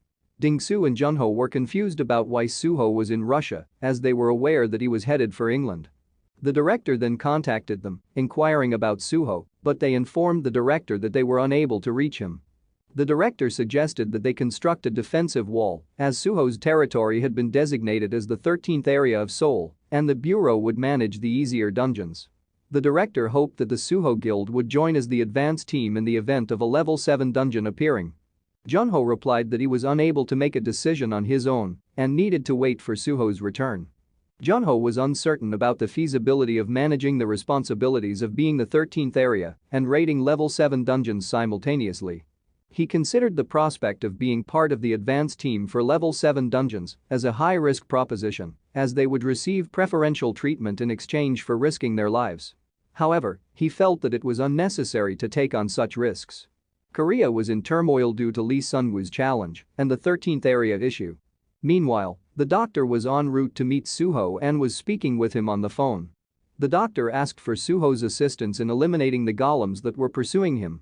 Suho appeared riding on a wyvern and launched an attack on one of the golems, causing it to collide into nearby buildings. He then summoned fire fairies and used a fire tornado to attack the other golem. After landing, Suho finished off the remaining golem. Impressed, Dr. Toddler approached Suho and snapped a photo of him and the wyvern. Suho explained to the doctor that the Russians painted the wyvern to avoid mistaking it as an enemy. The doctor expressed gratitude, mentioning that he purchased the priciest translator when he heard Suho was coming. Suho asked if they were in London, observing the devastated state of the city. The doctor informed him that the situation in England, particularly in London, was dire and that it becomes even more hazardous after sunset. Suho commanded Biryong to return, and the doctor was captivated by the sight of the beast summoning portal. Meanwhile, people on Suho's territory were amazed to see a wyvern emerge from the portal. One person reassured them that the creatures at the beast farm were friendly. In the car, the doctor was pleased to see such a large creature entering the beast farm and assumed it was at level 3. The doctor continued to express his happiness in finally meeting Suho, but Suho suspected that the doctor intended to use him for experiments. The doctor informed Suho that England's new capital is New Dover and that his lab was located there. Suho questioned why they didn't just meet in New Dover, but the doctor explained that he had ventured out to collect materials for his research. He added that there had recently been a massive bombing in London, which allowed him to obtain ample tissue samples and blood crystals from the dead monsters. The doctor then revealed that he is currently exploring the feasibility of creating a permanent teleportation portal, similar to Suho's beast farm portal. The doctor speculated that the monster teleportation portals that appear from time to time likely function similarly and believed that if they could utilize this technique, even if monsters were to conquer the skies and seas, they could travel anywhere in the world in a matter of minutes. He acknowledged that the blockage of air and sea routes is a problem unlikely to be resolved in the near future and emphasized the importance of preparing beforehand to avoid being isolated and ensure continued survival for humankind. The doctor asked Suho the reason for their meeting, but their conversation was abruptly interrupted when the road in front of them exploded. They observed a humpback whale being attacked by a shark-like creature and fell into the water. A rescue team arrived at the scene, and one of its members recognized the doctor's car and said he would find the doctor. However, after diving underwater, the rescuer saw the car was already empty and the shark-like creature still pursuing the whale, but the whale continued to dodge the shark's attacks and leapt out of the water. The rescue team considered shooting but stopped when they saw people on the whale's fin. Suho used a tornado to block the shark, and the rescue team recognized the skill as that of the Dragon Knights. Suho summoned his fire fairies and launched an attack on the shark while it was still in the air. The rescuers then opened fire once the whale was at a safe distance from the shark. The doctor was astounded by Suho's actions, while Suho engaged in conversation with the whale as they both landed back in the water. The shark hit the rocks and died, resulting in Suho leveling up and unlocking his water attribute skill. Suho and the doctor sat and watched the whale playing in the water. The doctor explained that whales are becoming extinct due to sea monster attacks and that the whale was lucky to have met Suho. Suho then mentioned that this town was at the edge of the world, and the doctor added that England has been pushed to the brink and has no more room to retreat. They are in the middle of building a protective wall. Suho then inquired about the dimension energy measuring device and asked about its principles. He explained that every time he was measured, he felt like someone was watching him. He asked about the planet he had returned from, which used to be a planet but was now fragmented and appeared as a dungeon. The level 4 dungeon was only a portion of the land and was filled with lizards he had never seen before, instead of the animal friends who used to live there. Suho asked about his friends, why he hadn't aged in 1,000 years, and who were the people observing him whenever he checked his dimensional energy with the device. Suho expressed his desire for answers to these questions to the doctor, who specialized in these topics. The doctor informed Suho that his questions and interest in the Korean language and Hangul are linked. The doctor then led Suho to his underground lab, which was built to withstand a nuclear bomb and is not accessible to anyone but him. The doctor showed Suho various devices and explained their functions. The doctor also displayed some drawings, which were pictures taken from dungeons over the past 2 months, and pointed out that they found Hangul and Earth languages within the dungeons. He showed Suho pictures of portals in their levels, including level 3 dungeons in Berlin, level 4 in Oslo, level 5 in Athens, 8 places in Europe, 2 in Africa, 3 in Asia, and the recent one in Korea, with a total of 4. Suho was puzzled by the different levels and wondered if it was because it was a dungeon, not a new planet. Suho posed the question about why the planets broke into fragments and were duplicated, to which the doctor responded that it was the most plausible theory about the source of dungeons. Suho then asked about the fate of the creatures residing on those planets, but the doctor was uncertain and expressed his own curiosity. He explained that this was the reason why he wanted to talk to Suho, as he hoped that by meeting him, he would uncover the truth behind the formation and collapse of dungeons, which has bewildered them and resulted in various theories being proposed. The doctor took hold of Suho's hand and emphasized his desire to understand this mystery. However, one day, the creator of Hangul that he had been eager to meet reached out to him. The doctor asked Suho to work with them to find the answers they sought. Suho was somewhat disappointed, as he believed the doctor didn't have any answers. The doctor then presented him with a memory stone and instructed him to place his hands on it and close his eyes. When Suho did so, he was immediately met with the feeling of being observed. He opened his eyes in surprise. The doctor explained that although there are variations, all highly sensitive awakeners have felt somewhat uneasy when using the memory stone. Suho questioned if the memory stone was the basis for the dimensional energy measuring device, and the doctor confirmed this to be true. The doctor further stated that they did not create the memory stone and that it descended from the sky during the disaster, along with the portals. The memory stone's purpose took some time to uncover, but the discovery of it and the God Stone, which also fell during the disaster, led to the establishment of the dimensional industry. Although the Great Disaster caused severe damage in Europe, it was also seen as a blessing from a researcher's perspective. The doctor explained that thanks to the information stored in the memory stone, they were able to develop numerous devices, including the stone case. The memory stone can exchange information with anything it comes into contact with. The doctor asked Suho to place his hands on the device and was amazed to see that Suho's dimensional energy was B rank in just 3 months. Suho realized that it was a portable measuring device, which the doctor confirmed and planned to further miniaturize. The doctor also showed Suho another device created with the memory stone that can measure a person's physical information, such as strength and agility. This way, they can classify awakeners based not only on their dimensional energy, but also their physical abilities, allowing for more effective combat team. Suho confirmed that no awakener has been able to view not only their own physical attributes, but also those of others. The doctor then proposed that Suho test the device, but when Suho placed his hands on it, it malfunctioned and displayed an error. Suho asked the doctor about the origin of the memory stones, and the doctor informed him that they are mined from the planet Aruka. Meanwhile, Lee Sung-woo arrived at Suho's territory and met Gunwoo. The doctor explained that memory stones are abundant in that area, comparing them to transmission devices, saying that the High Elves of Aruka use them for communication across the planet. The doctor revealed information they obtained from some visiting elves from Aruka. They told the doctor that on Aruka, the High Elves can use memory stones to view other people's dimensional energy level, class, and other important characteristics. Suho was shocked upon hearing this and wondered if the status window he sees is the same as that seen by the High Elves. Suho tried checking the status window, but it suddenly glitches. The doctor then left to fix the device and said goodbye. Suho looked at the lab and saw reports on his writings and estimated that the author of the writings was at least 200 years old. He decided to go to Aruka as they may have information about the entity observing him and the secret surrounding the Great Disaster and the appearance of dungeons. The guide arrived, and Suho asked if he could reach the portal he was pointing to. The guide told him that it was the South Portal E101 in London and asked if Suho wanted to participate in clearing the portal dungeon, to which Suho agreed. The doctor was perplexed after finding that the device was functioning properly but had malfunctioned when Suho used it. An S-rank awakener named David came to see Suho, but the doctor informed him that Suho had already left and asked David to try the device, which worked fine. The doctor complimented David's high stats, to which David replied that one must have at least 4 digits to be considered impressive and said goodbye. The doctor then discovered that the device's limit was only 999, so he retrieved Suho's data and increased the limit of the device. The doctor was shocked by the result. Suho arrived at the location as the guide informed him that it was a level 5 dungeon filled with giant grasshoppers and there were 18 hours left until the dungeon broke.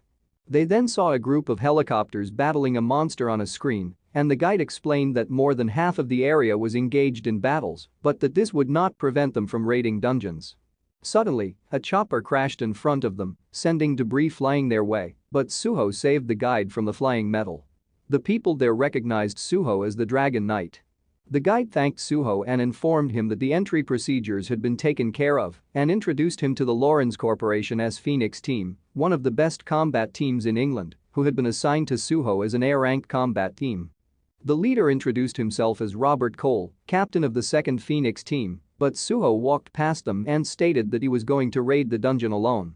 The guide tried to stop Suho, but he had already entered the portal. The guide was concerned for Suho's safety. Then, David arrived and asked about the Dragon Knight. The guide informed David that Suho had entered the dungeon alone and expressed his worries. David chuckled and said he would be waiting and to let him know when Suho comes out. The guide and the Phoenix team were taken aback when Suho emerged from the dungeon. The Phoenix team was discussing the difficulty of the dungeon and considering giving up, but they were surprised to see Suho come out. David greeted Suho, but just then a fire boar charged at them. David swiftly defended by attacking the boar, sending it flying. David and Suho introduced themselves, and David expressed his desire to meet Suho because he saw how Suho defeated the shark monster and felt they were similar. David explained that he obtained his strength by eating a lot of bananas after seeing Suho's cave paintings. David did so and was eating bananas during his training. David then expressed his desire to see Suho fight a monster using only his strength, and Suho agreed. They entered the dungeon together and cleared a level 5 dungeon 15 times in 40 minutes just before a dungeon break. It was reported that the Queen was expected to award Suho with knighthood. Meanwhile, Kim Mizo and the director were discussing how to bring Suho back to Korea, but Kim Mizo was confident that Suho would return after checking online and showing a video of Lee Sungwoo causing a major disturbance. Suho was at a party and talking to David. David advised him not to be swayed by the champion's provocations, but Suho was confused. David informed him that Lee Sungwoo had challenged him in an interview and referred to him as a psycho murderer. David explained that he fought and lost to Lee Sungwoo and showed the damage Sungwoo did to him. Many subsequent challengers died. David also informed Suho that Lee Sungwoo killed even those who surrendered. Suho asked why, but David didn't have an answer. David advised Suho to stay away from Hero. Suho then saw the news that Lee Sungwoo had attacked Suho's territory. Suho called Junho and was informed that Hero had come and threatened to kill everyone if Suho didn't come out. Junho told Suho that 2 of the wolves had already died, and Suho became furious. He attempted to utilize the system, however, it remained ineffective, and he discovered that the alarms failed to notify him due to the error in the status window. David advised Suho not to go and was certain that Hero had a motive. He explained that for a champion to taunt an awakening that isn't even ranked yet, there was a high probability that something would happen. Suho disregarded David's advice and left anyway. He attempted to summon the wyvern, but failed. Meanwhile, the doctor was watching and was disappointed that Suho was leaving and wanted to keep him in the country longer. The system then returned and Suho saw the messages about the 2 wolves dying. The wyvern then arrived. The doctor was holding an artificial ore called Arukamite, and he deduced that Park Suho's abilities were the same as the High Elves, and that Park Suho's status window was probably not functioning properly after he touched the Arukamite. He further explained that after coming into contact with an Arukamite of this size, an error appears on the status window, causing all skills that use dimensional energy to halt for approximately 24 hours. Gilbert Reynolds, the director of England's security service, was informed by David that all the information has been recorded.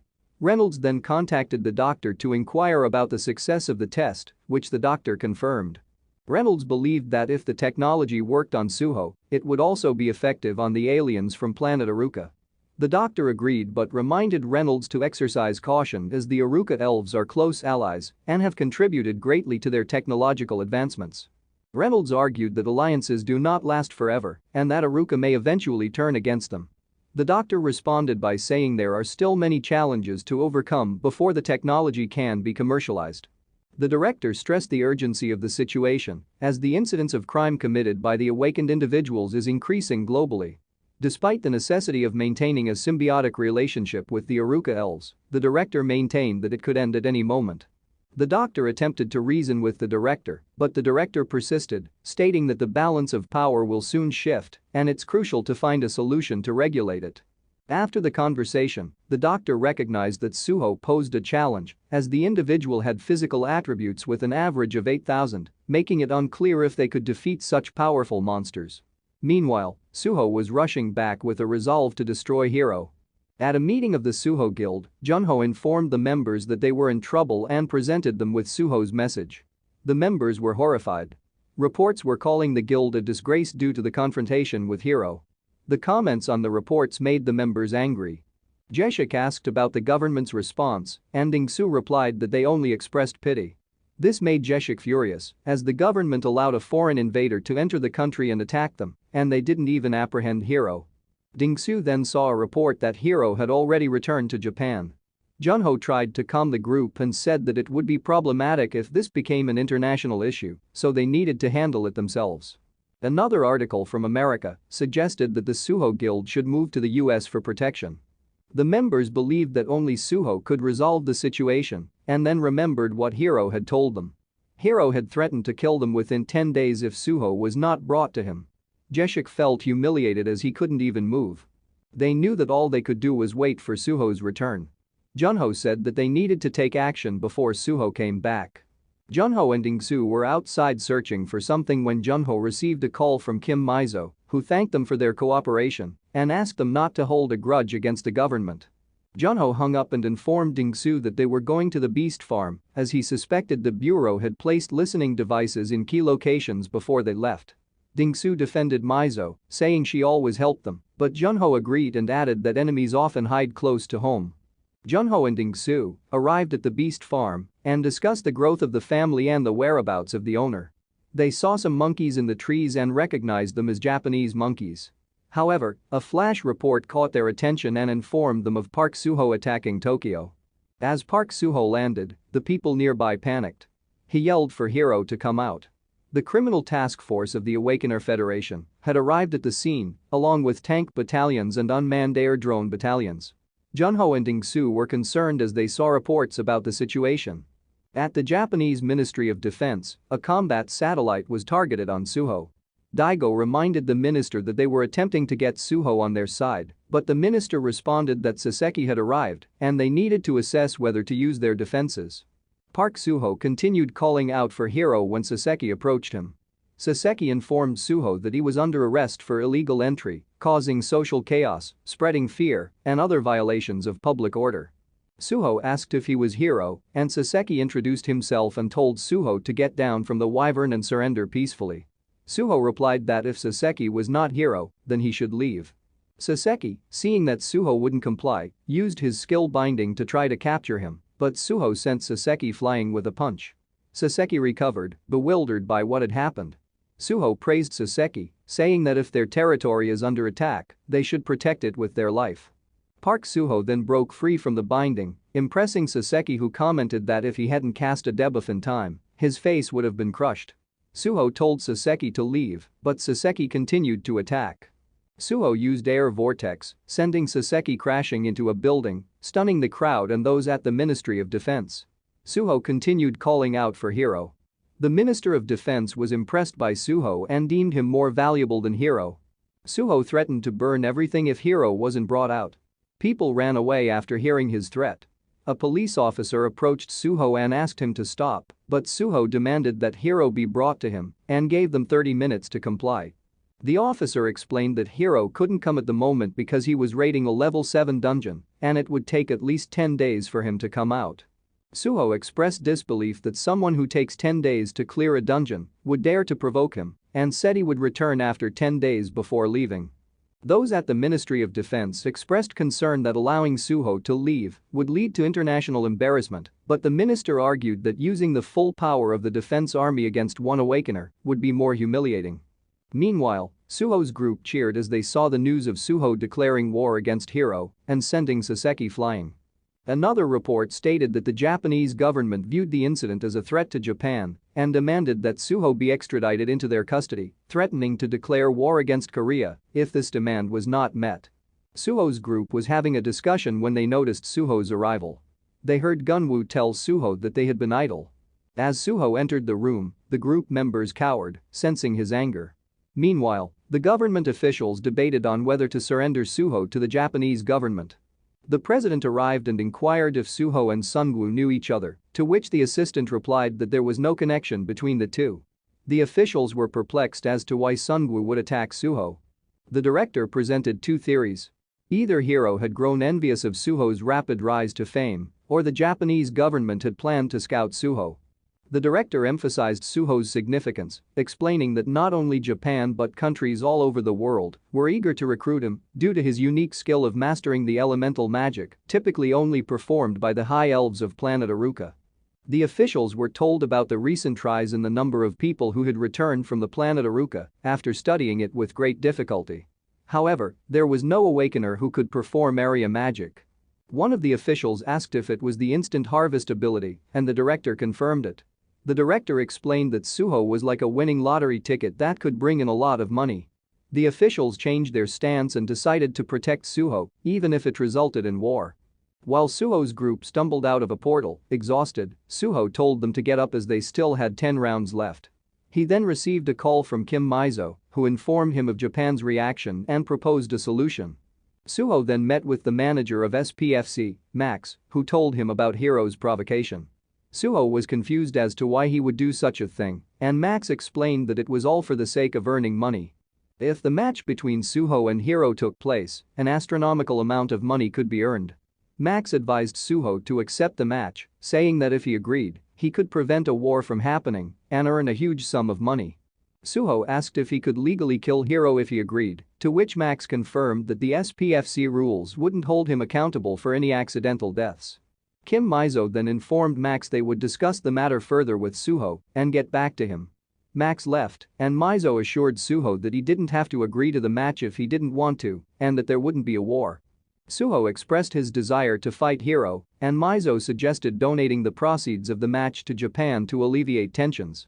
Suho agreed. Mizo then gave Suho an official government order, inviting him to attend the annual General Assembly of all guilds, a gathering of all major level 6 guilds.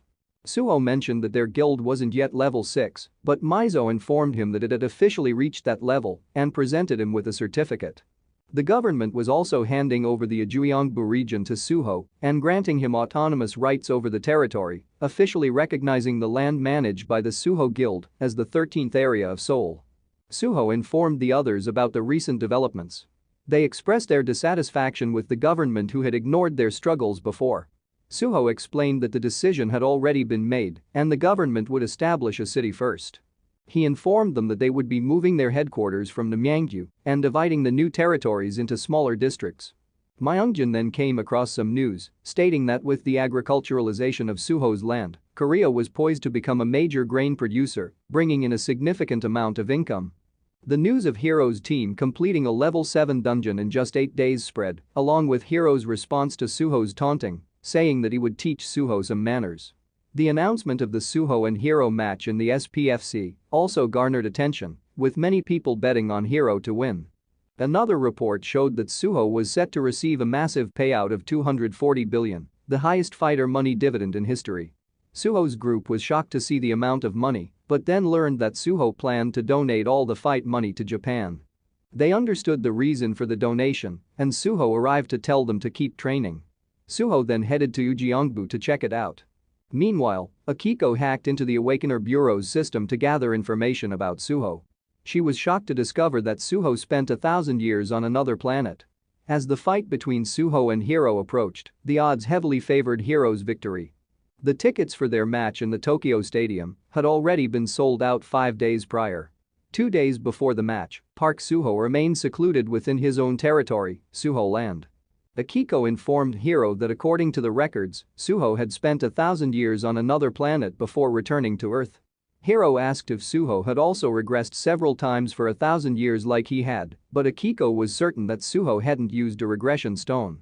Hiro was skeptical, but Akiko explained that Suho had only spent 10 years on the other planet, where time flows 2 times faster than on Earth.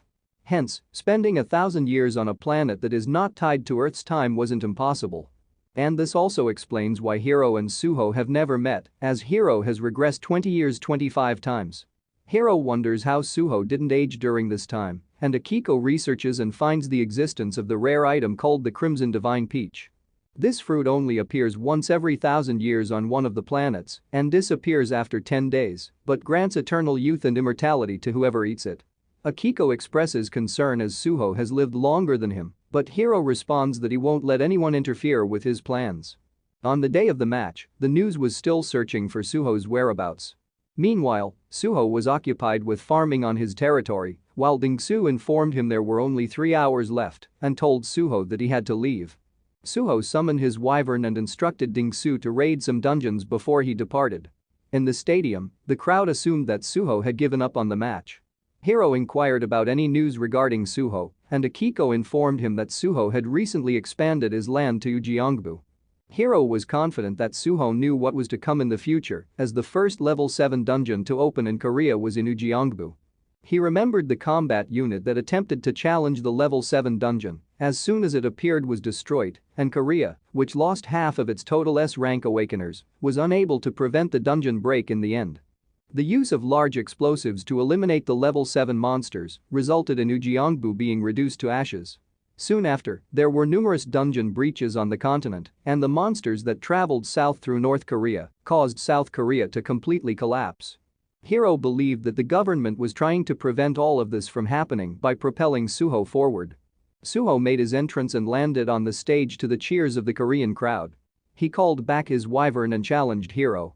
The crowd yelled Hiro's name as he stood up, but Akiko remained worried, even though Hiro reassured her that he would return safely. Hiro approached Suho and asked if he was a survivor of the apocalypse and if there was another regression stone and how many years he could regress with it, but Suho was unaware of what he was referring to. Thinking that Suho was feigning ignorance, Hiro attacked. Suho countered with a punch that sent Hiro flying and bouncing on the floor before hitting the barrier. The onlookers were taken aback. Suho approached Hiro and mocked him for his weakness, telling him to get up. Hiro rose to his feet, confused by what was happening. Suho told Hiro he was like a frog in a well, causing Hiro to become enraged and attack, but he was repeatedly hit by Suho. Suho then used a tornado to deliver a powerful kick, causing Hiro to crash onto the ground. Suho followed up with a fire skill, destroying the area and leaving the spectators stunned as they watched Hiro getting overpowered. Finally, they saw Suho holding Hiro by the neck. Suho realized that Hiro was only pretending to be dead and asked why he came searching for him. Hiro answered that he wanted to kill Suho and that he deserved to die as his HP recovered. Suho was puzzled. Hiro explained that his plans, which he had made through 500 years of hard work and sacrifice, had been ruined because of Suho as his appearance started to change. Suho was perplexed by what Hiro was saying. Hiro then transformed into a monster and shouted that he needed to save the Earth. He used the Fury of God, a devastating skill that destroyed the area and sent Suho flying back. The stadium was ruined, injuring and killing those in the vicinity. Hiro was pleased with the Fury of God, a skill so deadly and powerful that the human body cannot handle it, and so he had to call upon the physique of a monster. He couldn't believe that he had used the skill, which he had been saving for the level 8 boss, the Toad Monarch, on a mere human like Suho. Hiro was taken aback when he spotted Suho emerging unscathed from the rubble, and he inquired about the source of Suho's immense strength. Suho told him that it wasn't due to any item, but rather a skill named Forest's Blessing that fully restored lost stamina and mana in just 5 seconds. Hiro was infuriated by Suho's smile and launched a sudden attack, shouting that the planet would be destroyed because of him. Suho saw Hiro's information and realized that he was a U-rank monster hybrid. Suho effortlessly blocked Hiro's attacks and retaliated with a swift kick. Suho followed up with another kick, sending Hiro flying backward. Hiro was stunned that there was a human he couldn't defeat, even after transforming into a monster, and came to the conclusion that there was no hope for this regression. He decided to start over. However, Suho continued his barrage of attacks, stating that he would teach him the harsh realities. Hiro was using the stone of replica while enduring Suho's strikes and realized that it was nearly complete. He thought that in the next regression, he would have Suho's power and even his soul. But as Hiro tried to attack, he was hit by Suho's fusion, sending him flying and crashing through walls, landing near a group of people who cursed him. The stone of replica was shattered, and Hiro saw Suho land beside him.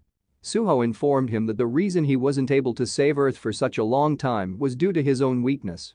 Hiro attempted to speak, but Suho cut him off, warning him never to enter his territory again or face death. Hiro retorted that 95% of humanity would perish in the apocalypse and that Suho would soon meet his own demise. Suho replied that Hiro's past wouldn't dictate his future and there is no future for a guy who lives in the past like him. Then delivered a final blow to end the battle. Sooyoung was observing the fight and recalled asking Suho why they couldn't be together. Suho responded that she was still too weak and that their strength must be balanced or one side would crumble. She cursed and walked away.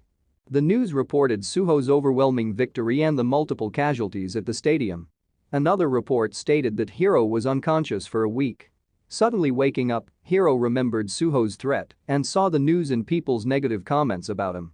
Akiko entered and took his phone, saying that people were simply shocked by his defeat. Hiro told her that he wanted to be alone for a while and stood up, seeing the people outside jeering at him. He then looked at the stone of replica and noticed it was interrupted and thought that if he had held on a bit longer, he could have copied Suho's skills. He summoned the regression stone, an item that would allow him to return to Earth 20 years ago. He realized that his only option was to go back and eliminate Suho, which he could do in 2 years. Suddenly, 3 people entered Hiro's room and told him they were ordered to bring him in. Hiro smirked and one of the men warned him to come peacefully, stating that there were 2 more people outside. Hiro mocked them, saying that 5 of them wouldn't be enough to defeat him. He surmised that the defense agency had recorded his conversation with Suho and was after the items in his inventory. Hiro asked the men if they were planning to torture him, and one of them cursed at him. Hiro then declared that Japan would soon regret their mistake. The room exploded as the people outside were knocked down. The 2 men outside saw 2 of their members being held by Hiro.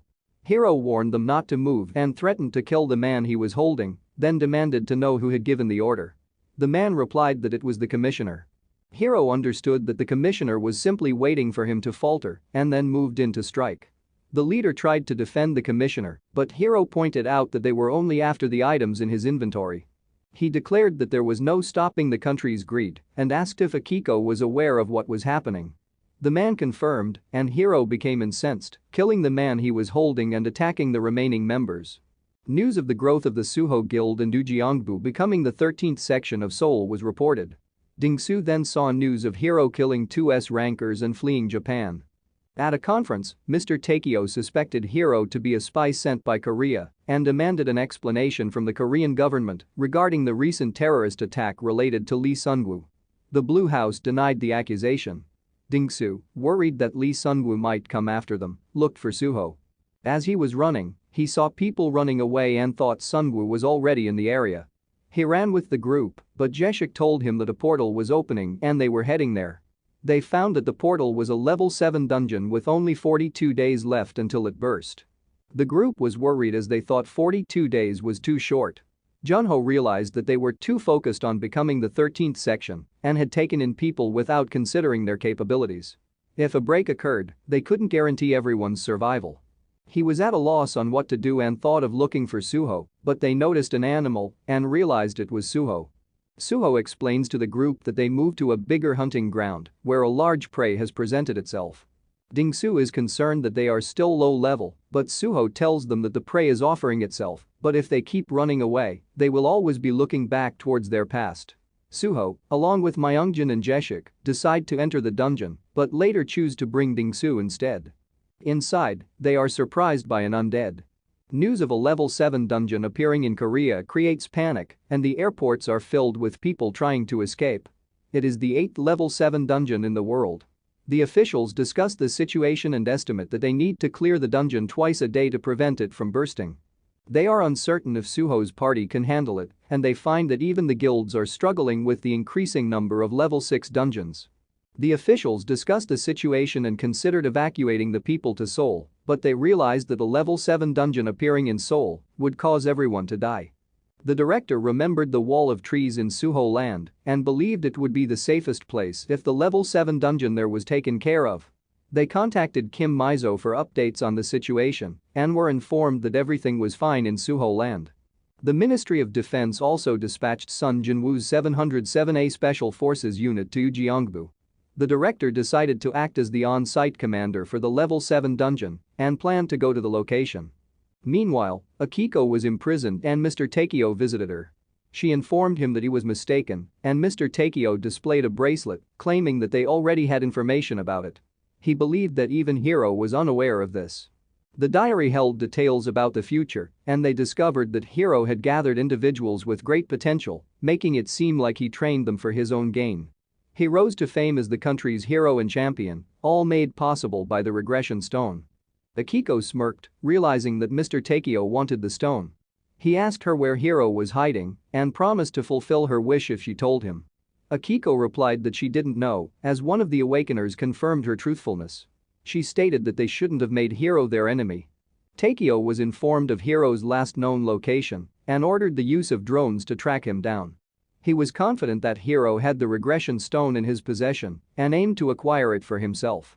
Meanwhile, Hiro saw a news report of Suho entering a level 7 dungeon with only 3 people and took out a notebook to record information about them. He noticed another piece of news about the best combat team in Korea heading to the level 7 dungeon and remembered Sun Jinwoo. He recalled that Korea's destruction began after the combat team led by Korea's number 1 was defeated. Unit 707A arrived on Suho's territory with the director, and Junho informed them that Suho did not like outsiders entering their land. The director argued that it was a national crisis and not just the Suho Guild's responsibility to clear it. Myungjin discovered he had a new skill called King of Nirvana but needed 1,000 achievement points to unlock it. He calculated he would need to kill 12 level 1 dungeon bosses to achieve this. Meanwhile, Sun Jinwoo told the director they planned to start the raid immediately, but the director advised them to wait at least a day. He explained that even Lee Sunwoo's team had casualties and they lacked manpower compared to Japan, so losing even one person would be a huge loss. Furthermore, Suho had not yet emerged. Jinwoo agreed to wait for a day. Mizo visited Sooyoung and asked why she hadn't greeted her when she arrived. She teased her, asking if it was because Suho was not around. Sei arrived with food and informed them about Sanji being rejected by Suho. Miss Mo thought they were dating, but Sei explained that Suho rejected Sanji because she was weak. Sei then asked Miss Mo to introduce her to Suho, as she was among the strongest women in the country. Sooyoung was angry after hearing Sei. Sun Jinwoo's team, including Sooyoung, was preparing to enter a dungeon. Before entering, Jinwoo informed the team of their plan and reminded them of their status as the top team in the country, then entered the dungeon. However, 2 members failed to enter before the portal closed, leaving only 28 members inside.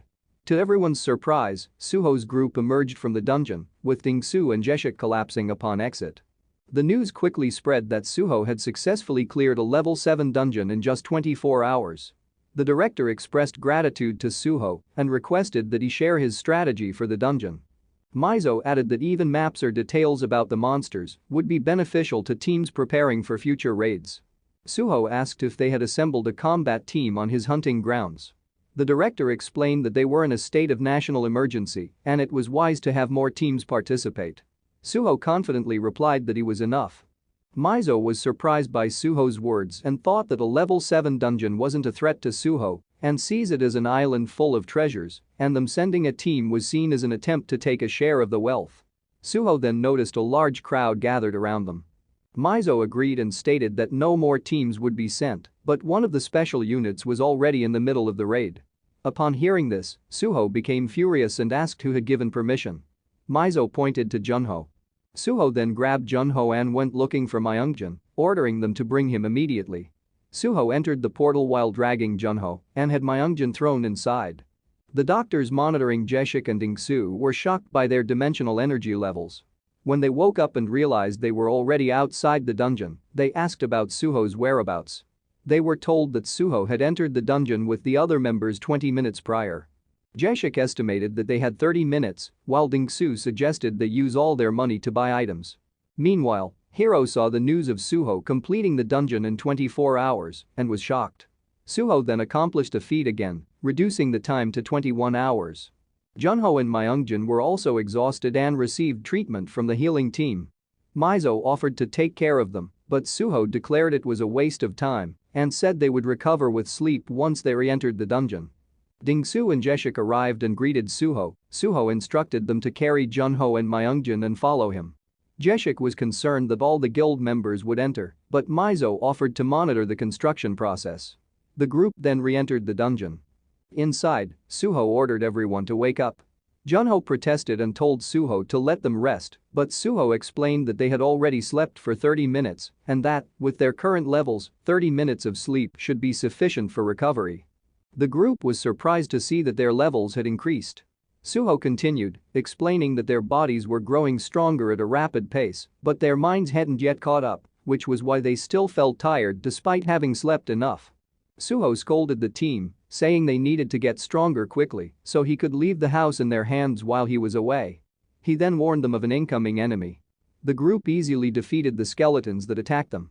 They then encountered a group of undead orcs, and Myungjin used Dragon Ascension to take out some of the orcs. Dingsu summoned a giant crossbow and fired at the monsters, and Jeshik cursed while killing the undead. Junho tried to use his new skill but to no avail. As everyone felt their power waning, Dingsu lost accuracy, and Myungjin realized it was a debuff. They then spotted a banshee behind a horde of undead orcs. Suho summoned his fairies and believed they were faster. Mizo was called to watch a video that Dingsu took inside the dungeon, showing a powerful S-rank undead-type monster called a banshee. The banshee has debuff abilities and can attack from range. The director asked if anyone other than Sungwoo had cleared a level 7 dungeon, and Mizo said apart from Suho, no one had returned. They saw Jeshik receive healing and a buff from Suho's fairies, and without this healing, no team could defeat the banshee without casualties. The director asked how long the SF unit had been in the dungeon and was told 9 Earth days had passed, but the unit is weaker than Sungwoo's team and could collapse quickly. The director ordered that they must be saved. The director was then informed that Suho's team had successfully cleared the level 7 dungeon in a surprising 13 hours. The director remembered a way to save the SF unit and ordered the team to hold Suho, but he had already entered the dungeon. Mizo estimated that Suho's fourth raid would take around 6 hours, and there was news of Suho reducing the clear time to 5 hours, while others criticized the director's poor command. Suho emerged from the dungeon and was approached by the director and Mizo, who asked for his help in saving the SF unit. Suho questioned why he should help the thieves, to which Mizo explained that the team led by Jin had already been in the dungeon for 9 days, 3 days outside, and spending more than 15 days in the dungeon drops the survival rate below 50%. The director admitted fault, but Suho asked how he could save those already inside. Mizo explained that as long as there are soldiers that are still alive in the last dungeon before the dungeon break, and under the condition that they don't go over the capacity limit, additional people can enter the same dungeon. Suho realized that he needed to complete the remaining dungeons as fast as possible and rescue the soldiers in the last dungeon. The director appealed to Suho, as he was the only one who could help. Suho asked if there were still open spots, to which Mizo responded that there were 2 available. Suho figured that if he could clear it 4 to 5 times a day, he could reach the soldiers before it was too late. The director stressed the urgency, explaining that the longer they waited, the lower the survival rate. He offered to compensate Suho for his time and earnings, but Suho declined, telling others to focus on their own training. Suho then headed to the dungeons. News of Suho rescuing 707A unit was reported. Suho entered the dungeon 10 minutes ago and was expected to take 2 hours to clear it. However, people were shocked when Suho emerged after just 13 minutes on his 6th try. He then immediately re-entered the dungeon. The following report was Suho continuously completes 15 dungeon raids with an average clear time of 20 minutes. The reports then said the survival rate of the unit has fallen below 50% and has led many people to gather in the square and light candles to pray for their safe return. Meanwhile, the 707A unit was heading to their base camp. Soo-young signaled to stop as some of the members was anxious. They saw a wraith from the distance. The team attempted to conceal themselves, but one member unintentionally made a noise and attracted the attention of a wraith. The wraith alerted the nearby monsters, and the snipers managed to eliminate it, but they were too late as they were already surrounded by a large group of monsters. Sei commanded them to prepare for battle, but while they were fighting, they received word from the base camp that an unknown monster was approaching. Sei attacked upon seeing it, but Soo-young tried to intervene and was hit by one of the undead. The team noticed a decrease in their combat power and was ordered to retreat. Suho, who had already cleared the dungeon 87 times in 6 days, re-entered the final dungeon to try and save the combat unit. The Banshee reduced Sei's stats as they fought, while the rest of the team struggled against the monsters. Meanwhile, Jinwoo's group reached the boss room but received news that their base was under attack and the main squad was engaged in battle. One member suggested going back to save them, but they were suddenly trapped by a barrier separating Jinwoo from the rest of the team, and Death Knights appeared from the ground. The Banshee was defeated and Sei fell to the ground, unable to move and thinking it was the end. Soo-young was also on the ground, thinking of Suho. Suddenly, she saw a fairy by her side, and the other members saw fairies as well. Sei noticed her HP recovering, and Soo-young recognized the skill. Suho then arrived and defeated the monsters on his way. The combat team regained their strength and counterattacked. Sei quickly killed the undead around her, and they saw Suho take out most of the monsters. Soo-young ran to Suho and hugged him while crying. Sei was surprised to see Suho and Soo-young together.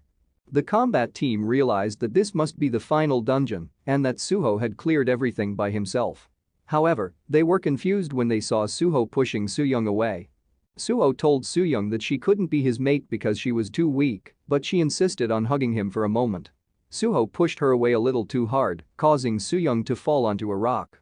She cursed at Suho, who approached her and asked if she was okay. He explained that she would be in danger if she stayed near him. Suho received a message from his fairies, but a monster emerged from the ground. Sei suggested they head to the base camp and search for the scouting party, but Suho informed them that they wouldn't find anything even if they went and that there were 5 survivors in the boss room. Sei realized it must be the scouting party. Suho told them to follow him and warned that the group might die if they were late. Suho then sprinted off, leaving the combat team behind as a horde of ghouls appeared in front of them. Suho summoned his beasts and the combat team was amazed and Sei was captivated. Soo-young warned the others that a flying entity was approaching them. Suho greeted the Lick, surprising the combat team as it was the strongest king of the undead. At the same time, the scouting group was confronted by the Death Knights. Jinwoo realized that the enemy was a Lick and that destroying its vessel would cause it and its army to die. One of the members cautioned Jinwoo, but he replied that he was the only one who could do it and hoped for their survival before entering the building.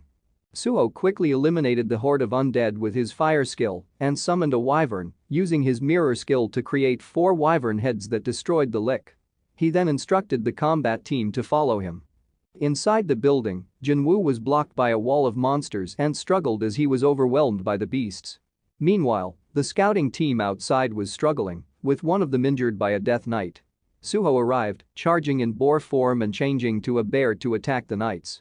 He then shifted back to human form and finished off the enemies with his fire skills. Suho asked about one missing member and was told that the captain had gone inside the temple. He told the team to wait for the main squad and stay there, then went inside to save the captain. Suho shattered the barrier and stormed into the temple. He burned the monsters and transformed into a wolf, tearing down the wall. He discovered Jinwoo still alive but being drained of his life force by a vessel. Suho realized that if he had arrived a moment later, the Lick would have been resurrected. He destroyed the vessel, causing the temple to explode and the undead to disappear. Suho emerged from the dungeon carrying Jinwoo, reassuring the team that he was still alive. The crowd cheered as Suho and the combat team exited the dungeon. Despite being approached by many people, Suho simply took flight, with Sei gazing at him wistfully. Sei asked Soo-young if she had feelings for Suho, to which Soo-young denied. Sei then inquired if it was okay for her to ask Suho out, as she believed she had found her soulmate. Hiro saw the news and was shocked. He realized his phone balance was low and feared his accounts were locked. He considered selling the blood crystals in his inventory but knew he would be caught. Some thugs bumped into him and he overheard them making fun of Lee Sunwoo. He decided to use them as offerings to enhance the regression stone. Junwoo woke up and was told that Park Suho had saved him and the other soldiers. Meanwhile, Sei attempted to visit Suho and brought food dressed as a bunny maid. Dingsu and Junho informed Sei that Suho was still asleep. She gave them the food and asked to let her know when Suho wakes up. Dingsu and Junho were puzzled. Inside the room, Suho was sleeping in boar form. Junho considered waking him up, but Dingsu warned him that the last time he tried, he nearly got bitten to death. Sei returned and entered the room, only to find Suho had transformed into a cat. Meanwhile, Junwoo and Sooyoung ran into each other and were both headed to see Suho. Sei was snuggling with Suho and said that their mission would end the next day and they would have to return to the guild. She wanted to spend time with him. Dingsu reminded Suho that the time for the transformation was almost over. Sooyoung then appeared and asked for Suho. Suho returned to his human form and was found by Sooyoung lying on Sei's chest. Enraged, Sooyoung threw a box at Suho and cursed before storming away. Suho woke up and was thanked by Junwoo, but went back to sleep. Meanwhile, a woman was shown being pursued. She entered a room and found someone inside.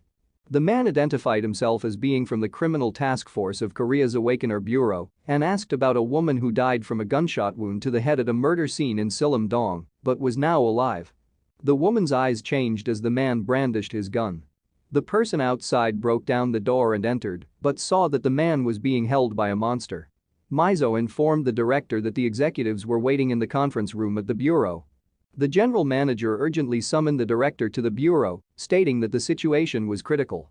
News reports showed dungeons breaking around the world as people tried to escape.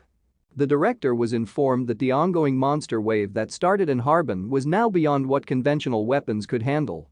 If the path of the monsters was redirected by nuclear weapons, they would head toward North Korea instead of Russia.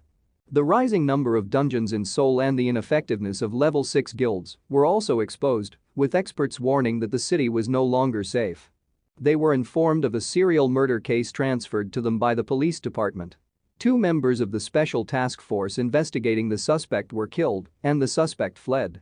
The director inquired if the killer was an awakener and was told it was a vampire who had died and been resurrected 3 times.